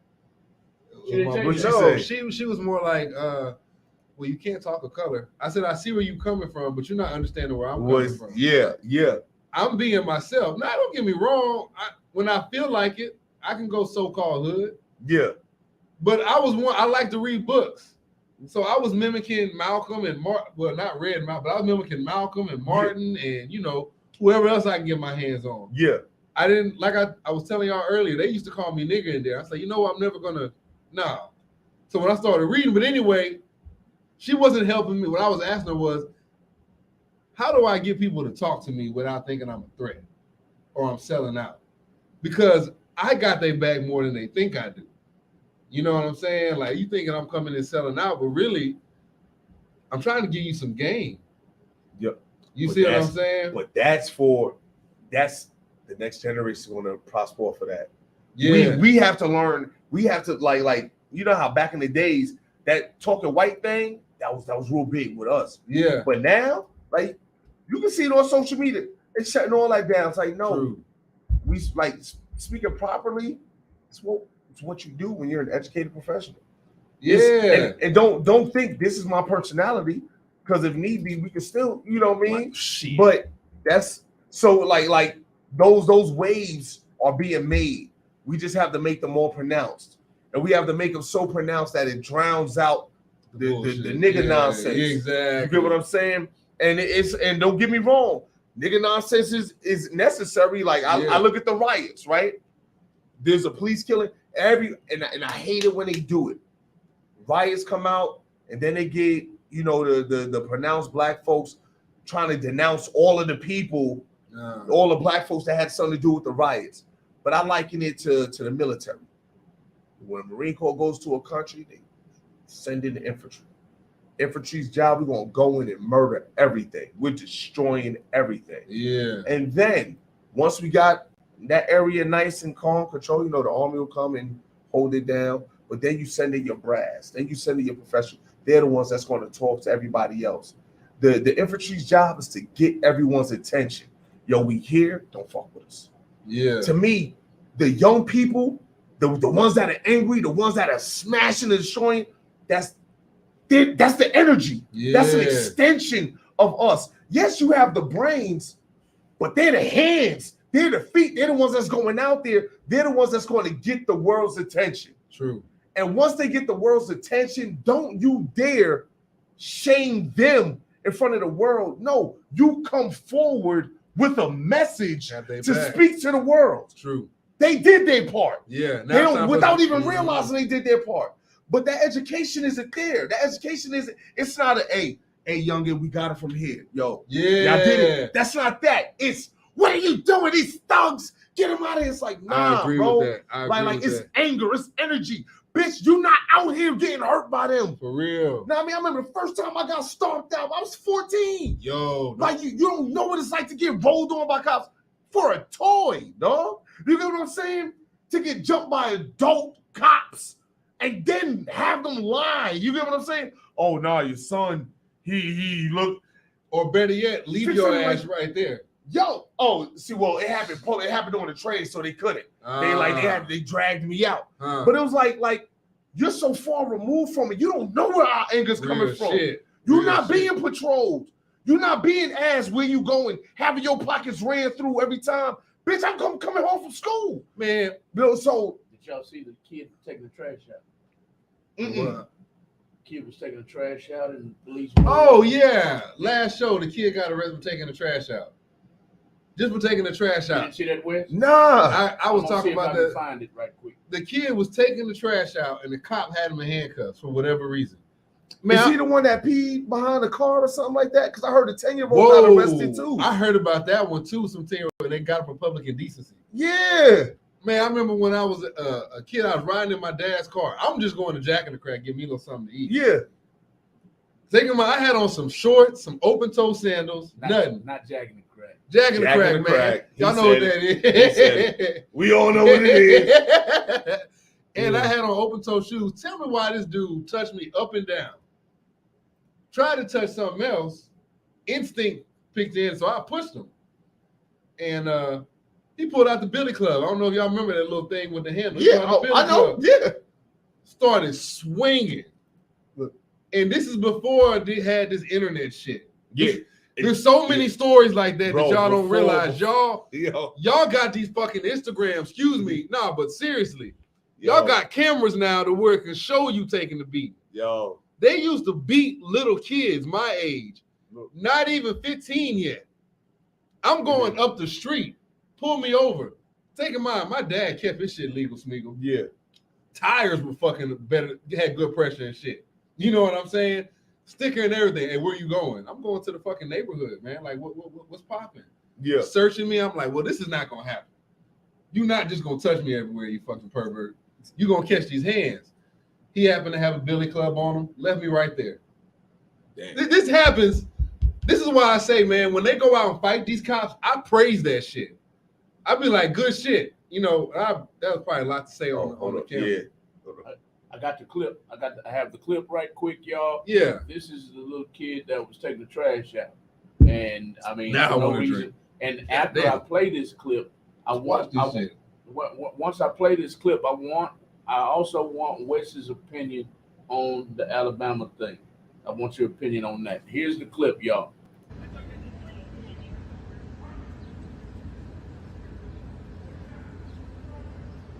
A kid bringing out his trash to be dumped, and he's getting harassed by the police.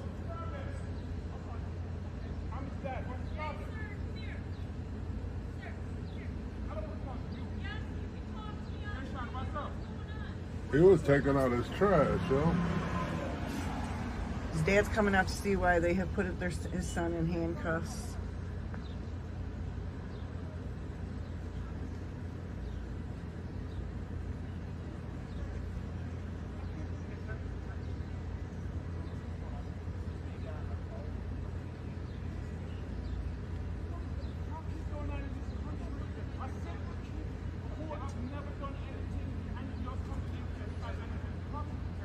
Yo, they put him in handcuffs. He was just coming to dump.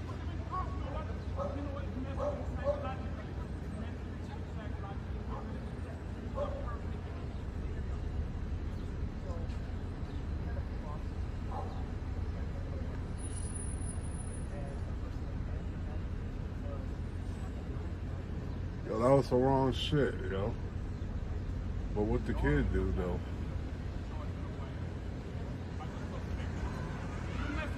Psychologically, man. No, but you mess with my kid psychologically. That's what I'm saying. This is a perfect kid.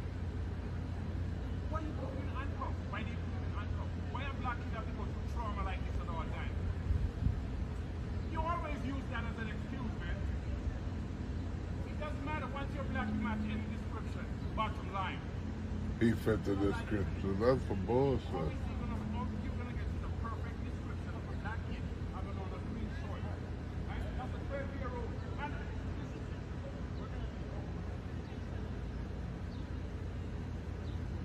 And It ain't even him. son to bring the garbage down, and this is the bullshit he's going through. Right? I seen it. Bullshit he's going I through. seen You know what it. I'm saying? The kid, I'm just washing up the dishes. I said, son, can you take the garbage down? That's what he did. You get what I'm saying? And that's a trauma. That traumatized my son. You know? That's some wrong shit, though. That's wrong shit, yo. I talk about shot. For real. Green short. Right? I'm very protective of my son. I say, I die for my fucking Got the son. K9 and shit. Bumbo clouds don't come from me, them kind of fuckery. There you have it, y'all. There you That have shit it. still piss me off. Yo. Bro, it's crazy because we need to be united on it in this situation, but white folks aren't going to care until it's an official police state and they kids are getting hemmed the fuck up too.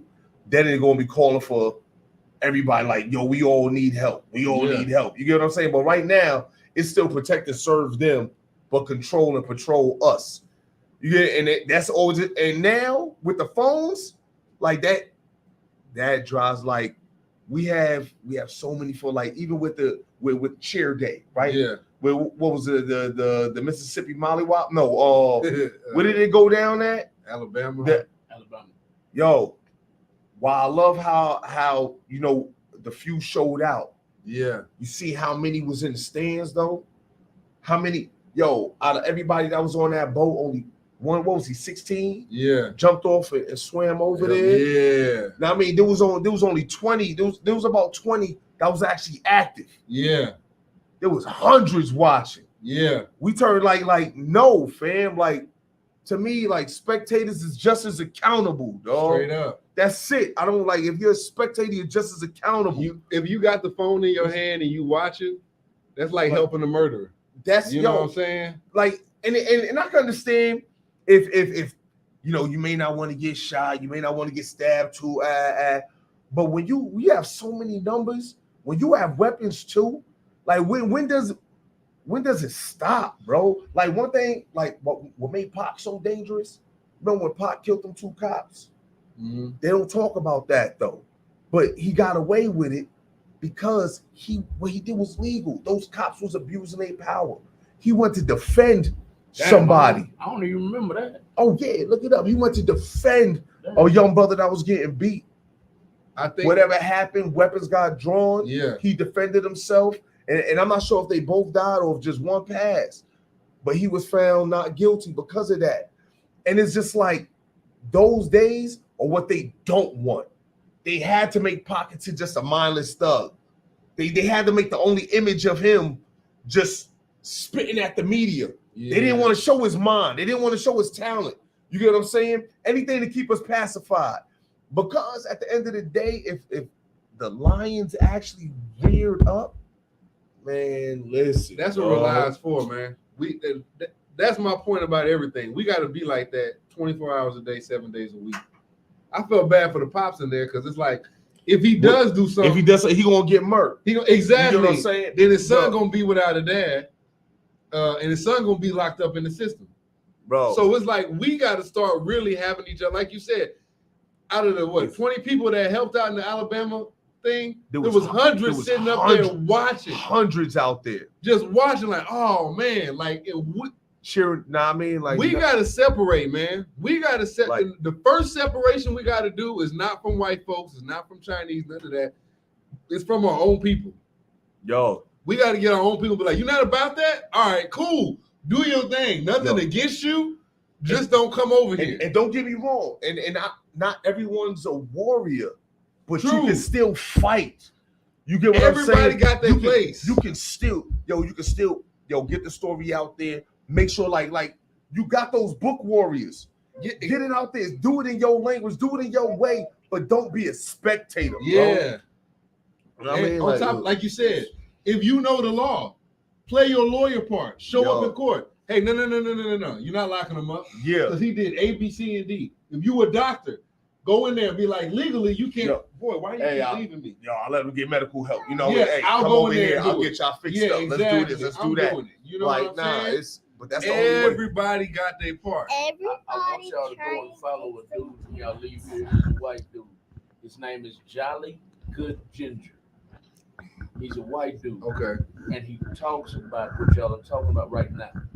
He says if you're quiet, you're not complacent. What's the word I'm looking for? If you're quiet, you're complicit. Facts. Yeah. If you don't say nothing, you're complicit. And that's true. That's very true, man. If you sitting over here watching this go down, and you only speak when it's your child or when it's your family member, join my head. Don't speak. Don't expect support. Exactly. When it's on you. And that's how I always felt when you had those people but rules are rules. Yeah. You can't do it. And I'll tell you why I always hated those type of people. The rules are rules of people, and rules are never meant to be broke. You were the same. You were the same type of person that back when slavery was legal, well, it's the rule. I can't help you, nigga. Got to get out. Yeah. You just you have no morality. There's nothing in you. You just rules are rules. Like I can't rock with you. Yeah. You know what I'm saying? Like, where's your morality? You know this is wrong.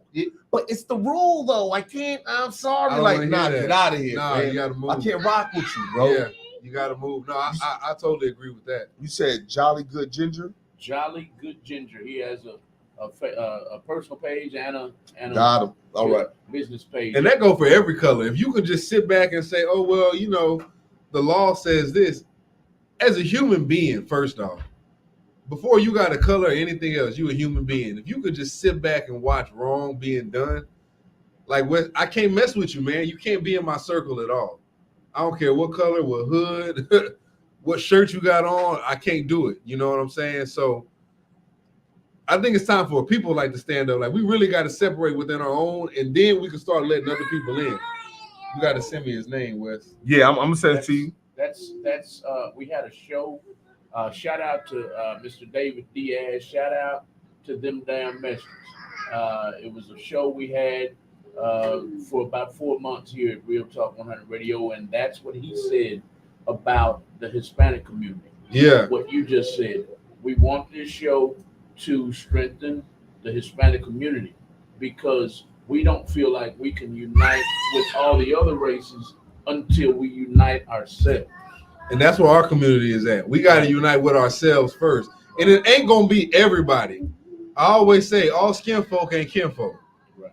It ain't going to be all of us, man. Facts, bro. Just because you wear an unk or you got fucking dreads in your head or you read this book or you went to this conscious concert, it don't mean you down for the cause. You know what I'm saying? Like, it ain't for everybody. So we got to separate those who are in here just for clout. Man, you know, in the streets, I've said this before, man, when most of these trap houses or these shotgun houses, whatever you want to call it, get shut down, you got a snitch in your midst. And for the most part, a lot of cats know who the snitch is, but you keep messing with him because he get good deals or whatever. So it's like, we got to separate ourselves from those people. For stuff like these videos got to stop happening. Like it can't keep happening over and over again because then it become a time where it fall on you now, or it fall on us.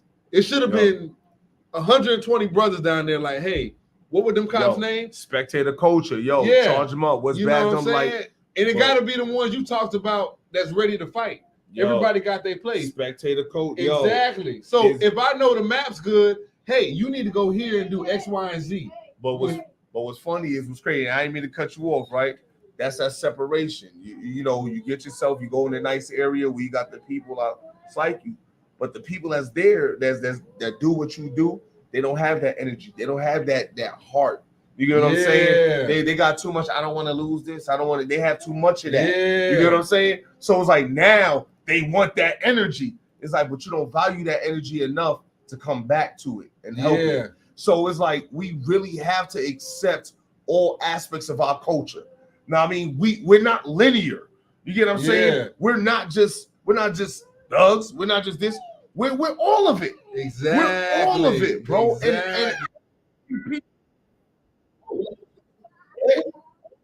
And that's how I sound. I am loud. Let me just use one mic. I'm sorry. Sorry about that. My fault. Nah, I agree with that, man. I think so much we focus on one part of the culture. Yeah, too much. Too much. Yeah. And we demonize one aspect of it. And don't get me wrong, I see how that aspect really preys on the young. Let's have so much food. But that's a part that's a cancer that got to get weaned out. You know what I mean? That's what I think we need. And that's something else that we gave away for money. That when we owned our record labels, if you remember back, I forgot what Dr. J album it was. He was like, I don't smoke weed. I don't smoke. You get what I'm saying? It's like we went from not doing drugs so our minds are straight to your Percocet. Hey, Waukesha, like these kids is crackheads. Don't even realize they crackheads. Man. But they cool with it now. It's normal. Yeah. So it's like, but we gotta take our labels back. We gotta take We gotta take our labels back. We gotta take all this, like there's so much of our culture that we gave away. We put in the hands of everybody. And all they want is to make sure that They business is good, and business is always good when they keep us dumb and easily pacified. Exactly. I was reading. I was seeing something earlier where what's that boy name that owns Murder Inc. R.A.U.L.I, Irv Irv Gotti. He sold his catalog 300 mil. I think it was 100 mil. Oh, it might have been. Oh, well, no, something. you're right. It was 100 mil cash, but 200 mil of a line of credit. Yeah. And he sold that. And he said, "Man, I needed the money." I think what a lot of us don't understand is it should be culture first. Like you said earlier, the Jews work with each other. If you research Steve Jobs and Bill Gates and all these other people, they will set up a false business for one of their partners to come in to investigate it, to make them their head investigators. Bro. To be like, oh, this is who invest. They'll set up a whole plot. Yeah. You know what I'm saying? Or make their phones deficient to where only this company can fill that deficiency. So now that they're efficient. Bro. And we can't even work together we can't even work together on the streets to sell no weed.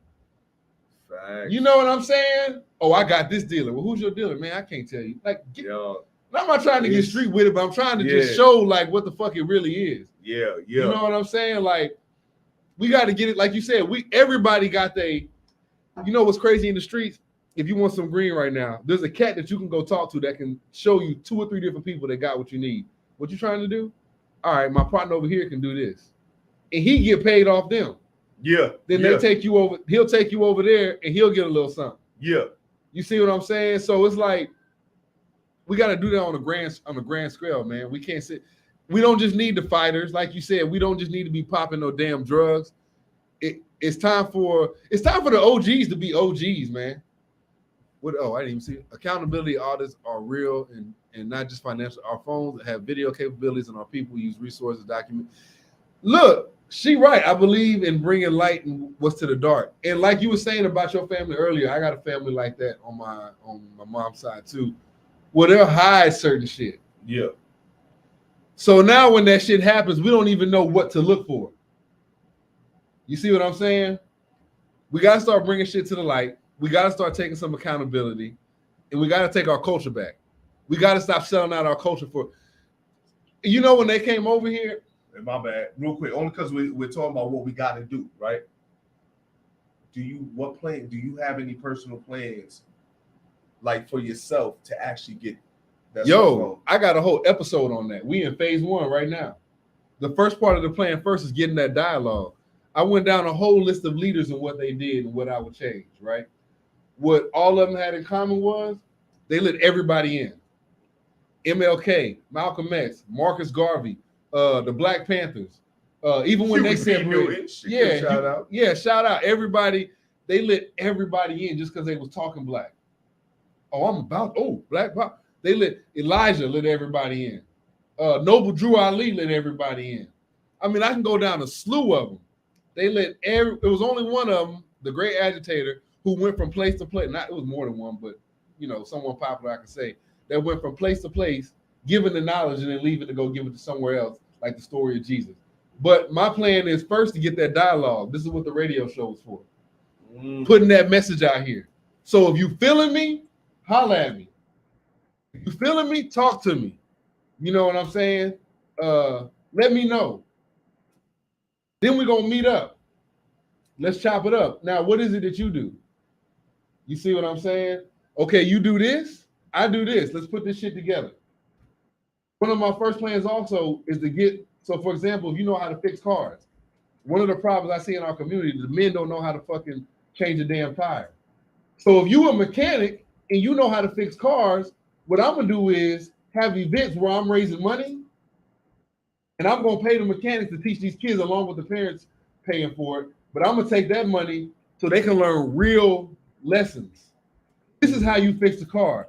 This is how you can handle money until we start creating our own money. That's a whole nother phase. This is how you handle their money until we can start creating our own money.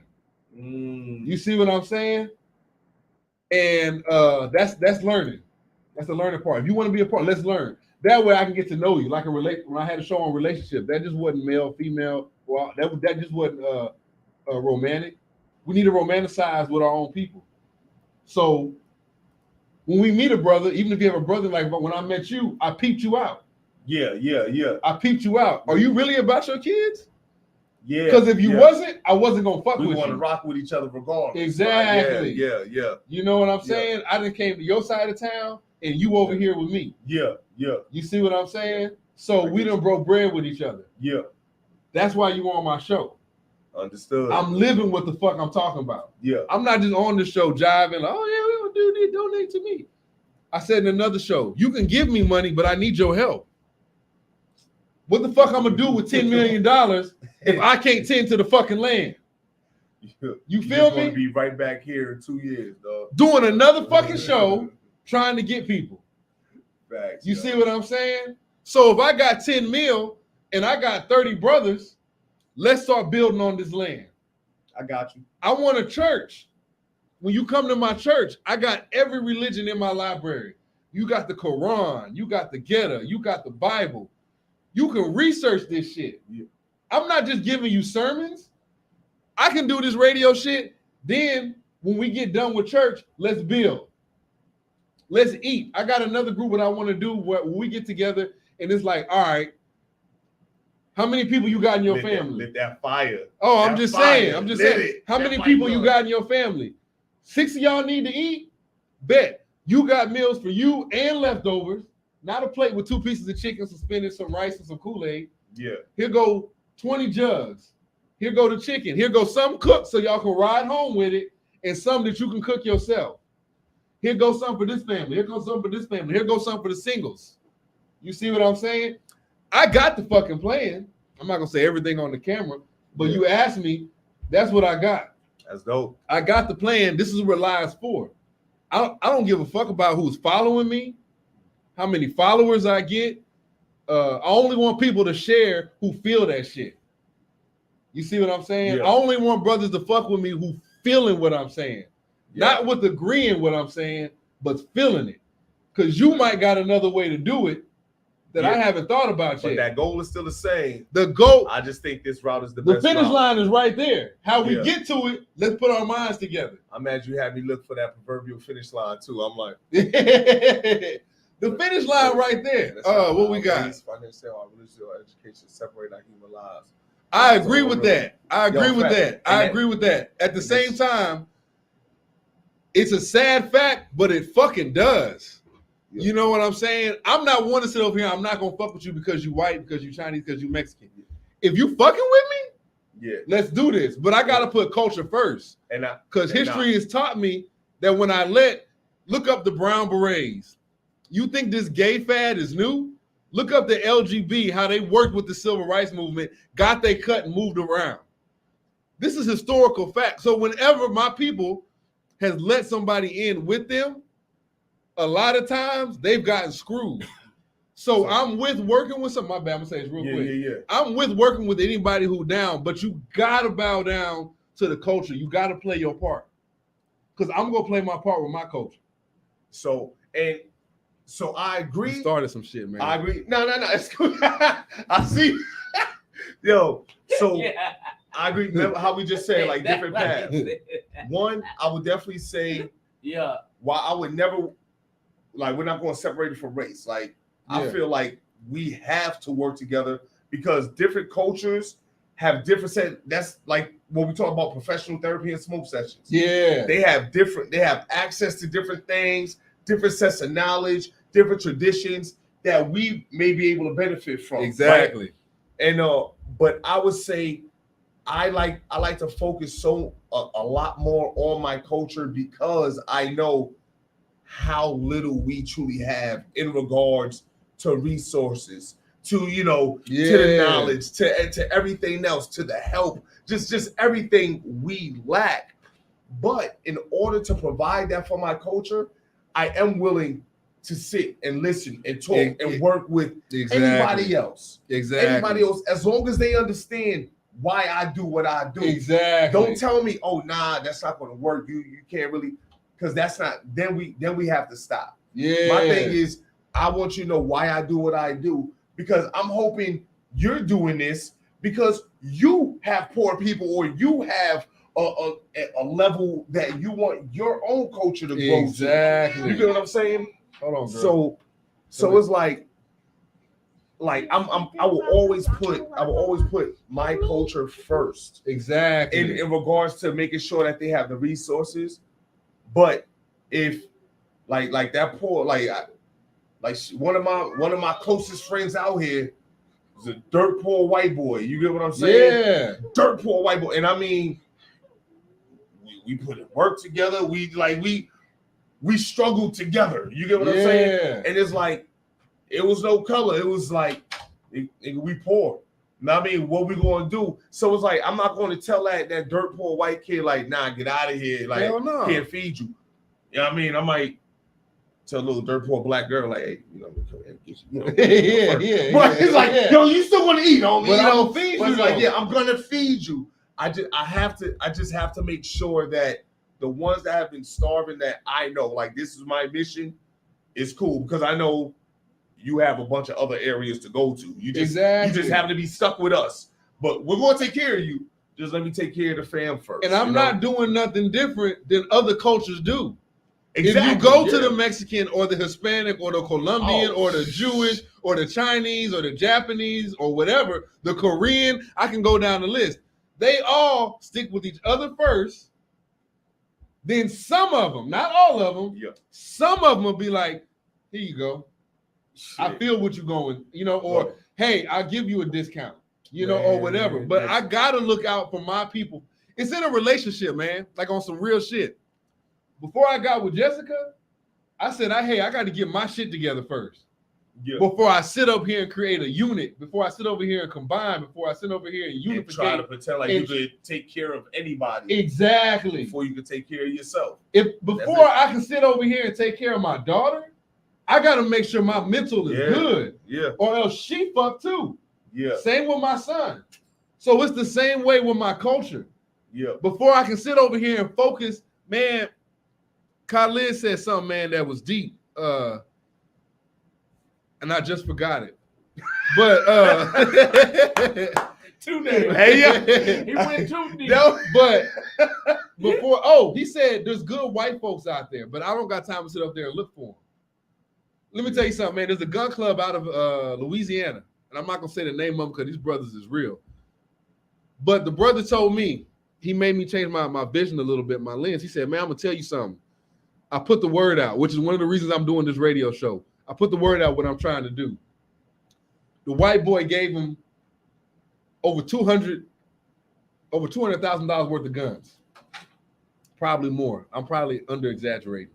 $200,000 worth of guns. And said, protect your people. He said, protect your people. And on top of that, gave them the laws and said, if anybody says something to you about this, you say this. If they arrest you, you do this. And if you can't get past that, call me. So I know there's some good white folk out there, some good Asians, some good Colombians, because they all come from us. I made them. So I know that there's some good ones out there, some ones that knows what I'm talking about. But you got to come to me. You got to knock what you need me to do. You see what I'm saying? Mm. You got to come to me. I'm not going to go searching for you. That part of history is already played out, which is why I have this radio show now. If it didn't work out like that, I wouldn't need this radio show. We would already be working in this mindset. You see what I'm saying? Jesus had 12 disciples the whole fucking time and got rid of a few of them. I'm going overboard, mouth. Yeah. It's a good show. Okay. So yeah. But y'all been talking for going on 3 hours now. 8 minutes. 10 minutes. 10 minutes. We got 10 minutes. 10 minutes. So let's sum it up. Okay. Let's let Wes have some shine and let's shine some light on him so that the listening audience knows exactly why he was here tonight. We got off subject, but it was a great conversation. Yeah, great combo. It was a great conversation. I'm glad y'all are enjoying it. Please continue sharing the video all over the world. We want everybody to know who Inyar Zulu is. We want everybody to know what his movement is all about. Please listen closely to his words. It's not all about being black. It's about including people, like-minded people, to build Yeah. villages. Yeah. Build villages. Yeah. That's what it's about. Please don't just. All I'm hearing is black folks. Okay, that he just like the white race is going to put the white race first. The Mexicans are going to put. I almost went hood. You heard me? Yeah. The Mexicans. The Mexicans, the Hispanic community wants to put the Hispanics first. So please don't take his words. Yeah. Don't take his words wrong. He's saying simply that just like a show that we had, I made mention of it. I alluded to it earlier. The Hispanic community feels like we want to communicate. Excuse me, we want to unite with other races, but we have to get the Hispanic community together first. Exactly. Same thing he's talking about here. Unity is wanted all the way around. Exactly. We don't care if you're black, you're white, you're Cuban, you're Belizean, you're Jamaican, you're Hawaiian, wherever you're from, wherever your loins are derived from. Hey, if you got that work, let's work. We just won't like mine. Pretty much when we get to that table, we don't want to be serving it. We want to be sitting at that table. Exactly. Knowledge. Exactly. And we got to make sure that we take care of ourselves and those kids. That way they're sitting at the table. You know what I'm saying? And that's what it's about, is the future. Yeah. Speaking about that, Wes, I got to get your real estate game out there, man. All right. We're going to have a part 2 to this show. Will we stick to the topic? We definitely will. Because we had a couple things we missed. But the spirit is more important, man. Yes. Yeah. And I think the spirit of everybody in here, I think the spirit is more important. I've been telling them you was a real estate agent. Yeah. You're one of the top real estate agents in Houston. So tell them what your services are. So I'm really I'm really buyer heavy. Okay. So I'm really buyer heavy. I have a lot of first time buyers. That's my specialty. But as far as buying, selling, leases, I work with a lot of Houston influencers now. So they have their rules about name dropping, but my bad, y'all. I'm gonna name a few of them. We have Runic, Runic TV. I have Binks So Famous. Another one, Renee Harmony. And it's a lot of younger crowds. The younger crowds, they know those names. But it's really really influencer heavy in regards to the leases. Right now, leases what's happening. Okay. Interest rates are rough, especially for first time buyers. But if you are looking, you're not sure what your steps are. You're not sure if you're even able to do so, but it's something that you want to make happen within the next year or so. By all means, reach out to me, hit me up on my page. And let's get the ball rolling. I want everyone needs to own something. You need to own, okay? And I think we kind of see where the times are going, and ownership is more important than anything. I mean, have a little plot of land where you could grow your veggies, where you could grow your fruits. And it's important. So as far as financial advice, I have teams for that. Credit help. I have people for that, or people that I trust, that I know that's in the business to teach and just, help overall. So by all means, I believe everyone has that potential to own, and it's just helping them believe in themselves and making it happen. So if I can help you on that journey, then it'll be my pleasure to do so. Give me your contact info. So on Instagram is West _ the People's Agent. I can be contacted on my cell 832-661-8805. Ladies, don't be hitting them up. That's unless you're trying to buy. You can definitely do that. My wife is my assistant, so she'll definitely be screening the calls anyway. She's like, yeah, I'm taking care of her. That's what she'll be doing. But reach out. Even if you just need advice, if you have any questions, that's real. By all means, reach out. If I can help, I'm going to help. If I can't, I'm gonna get you to somebody that can. Nice Spice, I definitely want to link up with you. Like when we're gonna have the talk, because investing is my next step. That's where I'm headed now. Like for my own personal goals, as well as some like it goes down. It's going to go deeper. So I definitely want to link up. Nice Spice, please hit me up. And I appreciate everybody for listening. And by all means, holler at your boy Wes, the People's Agent. Should I do like the finger gun thing? I always wanted to do that. Chris Spice Knight will definitely be around. We've already talked. Okay. We are already talking about linking up as nonprofits, as businesses. Dope. Oh yeah. So yeah, she'll be around, hopefully for a long time.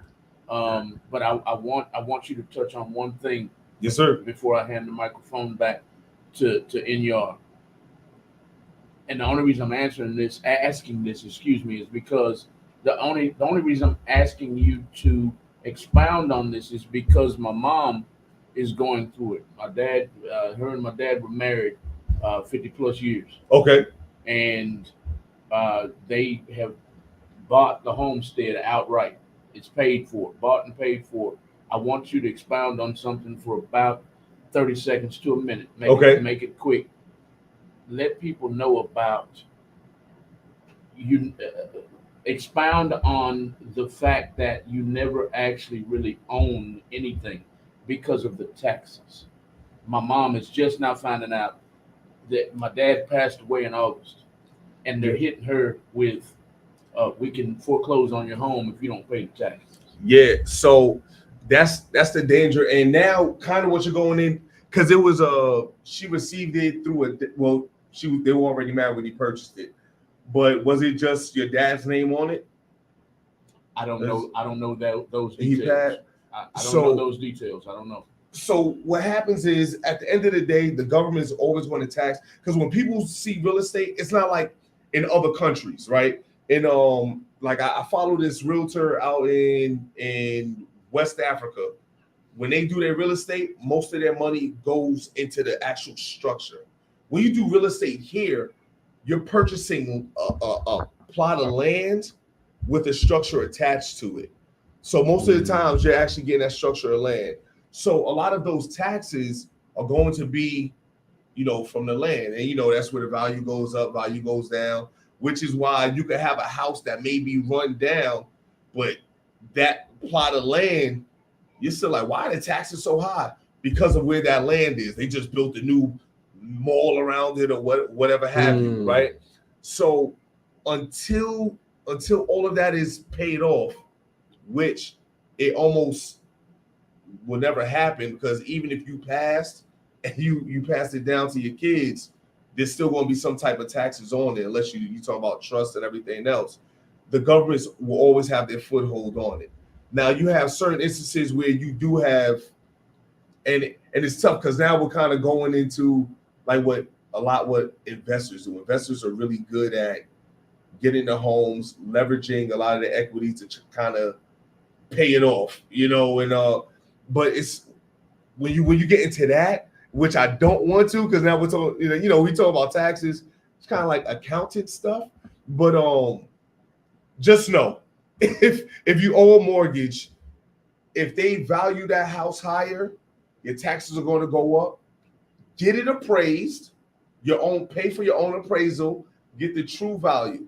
They're going to lower your taxes, but tell your lender, whoever you're sending your mortgage to, do not send in a lower amount. Don't do it, because what's going to happen is you're going to get a letter saying, "Hey, we paid too much into your escrow for your taxes. You had a surplus, so we're not going to put in this amount." And then you're going to go into a deficit. And what's going to happen is now they're going to say, "Hey, in order for us to catch back up on your taxes, we're going to have to double your mortgage, or whatever they may do." So now your mortgage just jumped from 17.5 to 3,500, and if your budget was 17.5, of course you can't afford it. So now you're stepping into a tax lane. So your options are either you short sell it or your house gets foreclosed on. And like that's the danger when it comes to taxes. Like people think all I have to do is pay my mortgage. No, if you tell them, hey, apply, I'll keep this money going to that same amount going to my taxes. If you make a double payment, you must tell them, hey, apply this second amount to my principal. Because if you just put it in, they'll apply to whatever they want to apply it to, and it will never benefit you because they want you to keep that loan as long as possible. But like, and we'll definitely get a bit more into the taxes. I just want to hear. I will have to hear the situation, a bit more, a little more knowledge on that. And when I come back, I have a far better answer for you. I kind of walked around it. I tiptoed around everything. West freestyle knowledge. Yeah, I tried. I mean, I tried to throw something out there. You did. You did it. Yeah, I appreciate you, man. Man, Wes, this is the real estate. This is the real estate doctor right here. We'll start calling you Dr. Real Estate. Lip service. Yeah, we had Wes in the building, y'all. Give him your IG one more. Give him all your info one more time. Give him your phone number. Yeah. What's the best way to contact you? Best way to contact me is definitely by text. On my cell 832-661-8805. That number again is 832-661-8805.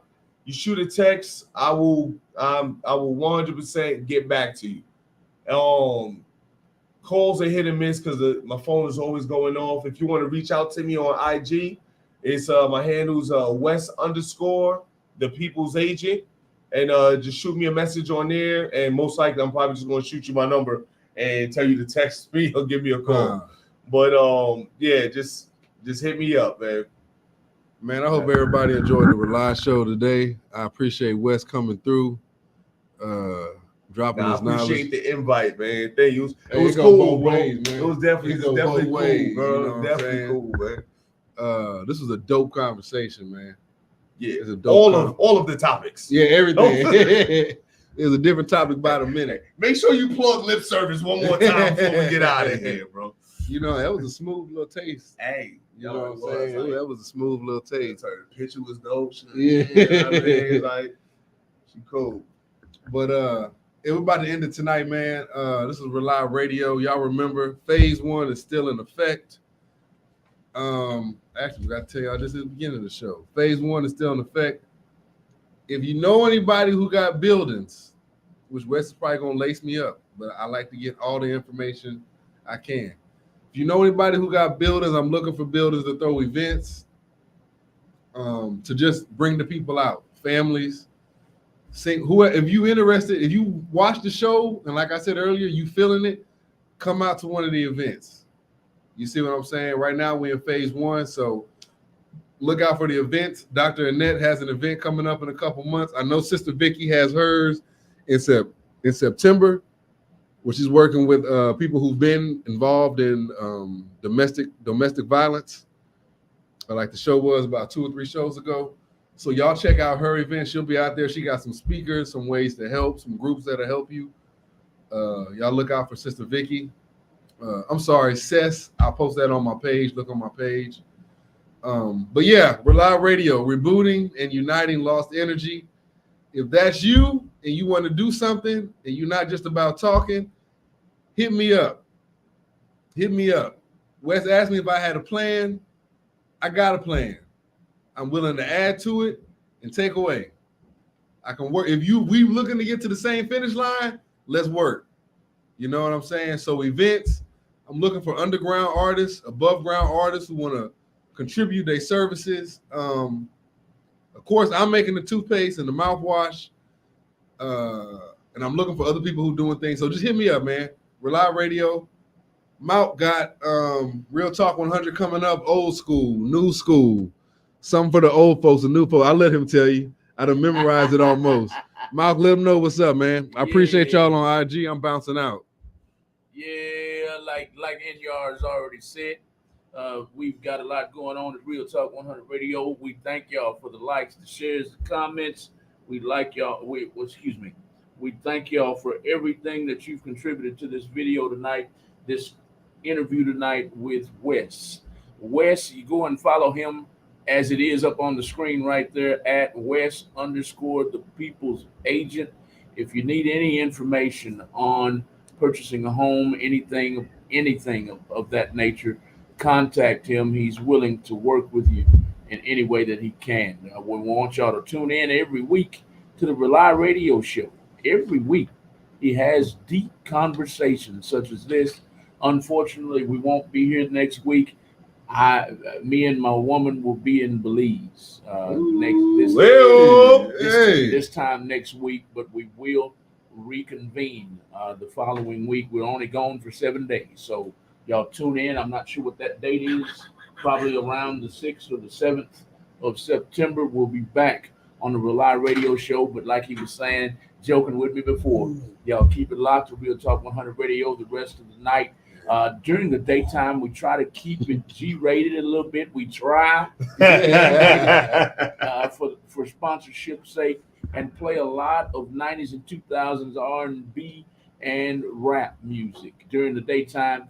During the nighttime, we turn it up just a notch and we go Southern Soul. And you know, Southern Soul, they speak in code a lot. You know, sucking on candy and all of that kind of stuff. You know, we play that kind of music, and then after 8 o'clock, we turn it up a whole lot. So put the kids to bed. If you don't like explicit language, make sure you tune us out after 8 o'clock, because it's all about independent underground music artists. If you're an independent and underground music artist, send your music in.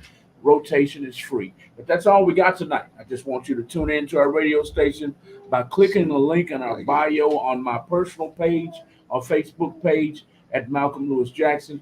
Click the link in our bio on Facebook and listen to our music all night long. All night long. That's all we got from the R.A.U.L.I radio show tonight on Real Talk 100 Radio. We thank Mr. West for coming through with his knowledge. Thank you. Thank him for coming through with his energy. We thank Inyar Zulu and his wife for the kids. This is a family-oriented show, and it's not just immediate family, as you see here. It's extended family. He's extending his arm out to you. And as his son he's extending family to you. He wants you to be a part of his family. If you want to be a part of a village that cares about our community, actually cares about our community, he's speaking to you every week on the R.A.U.L.I radio show. That's all we got tonight, y'all. Good night. Good night. Good night. Peace.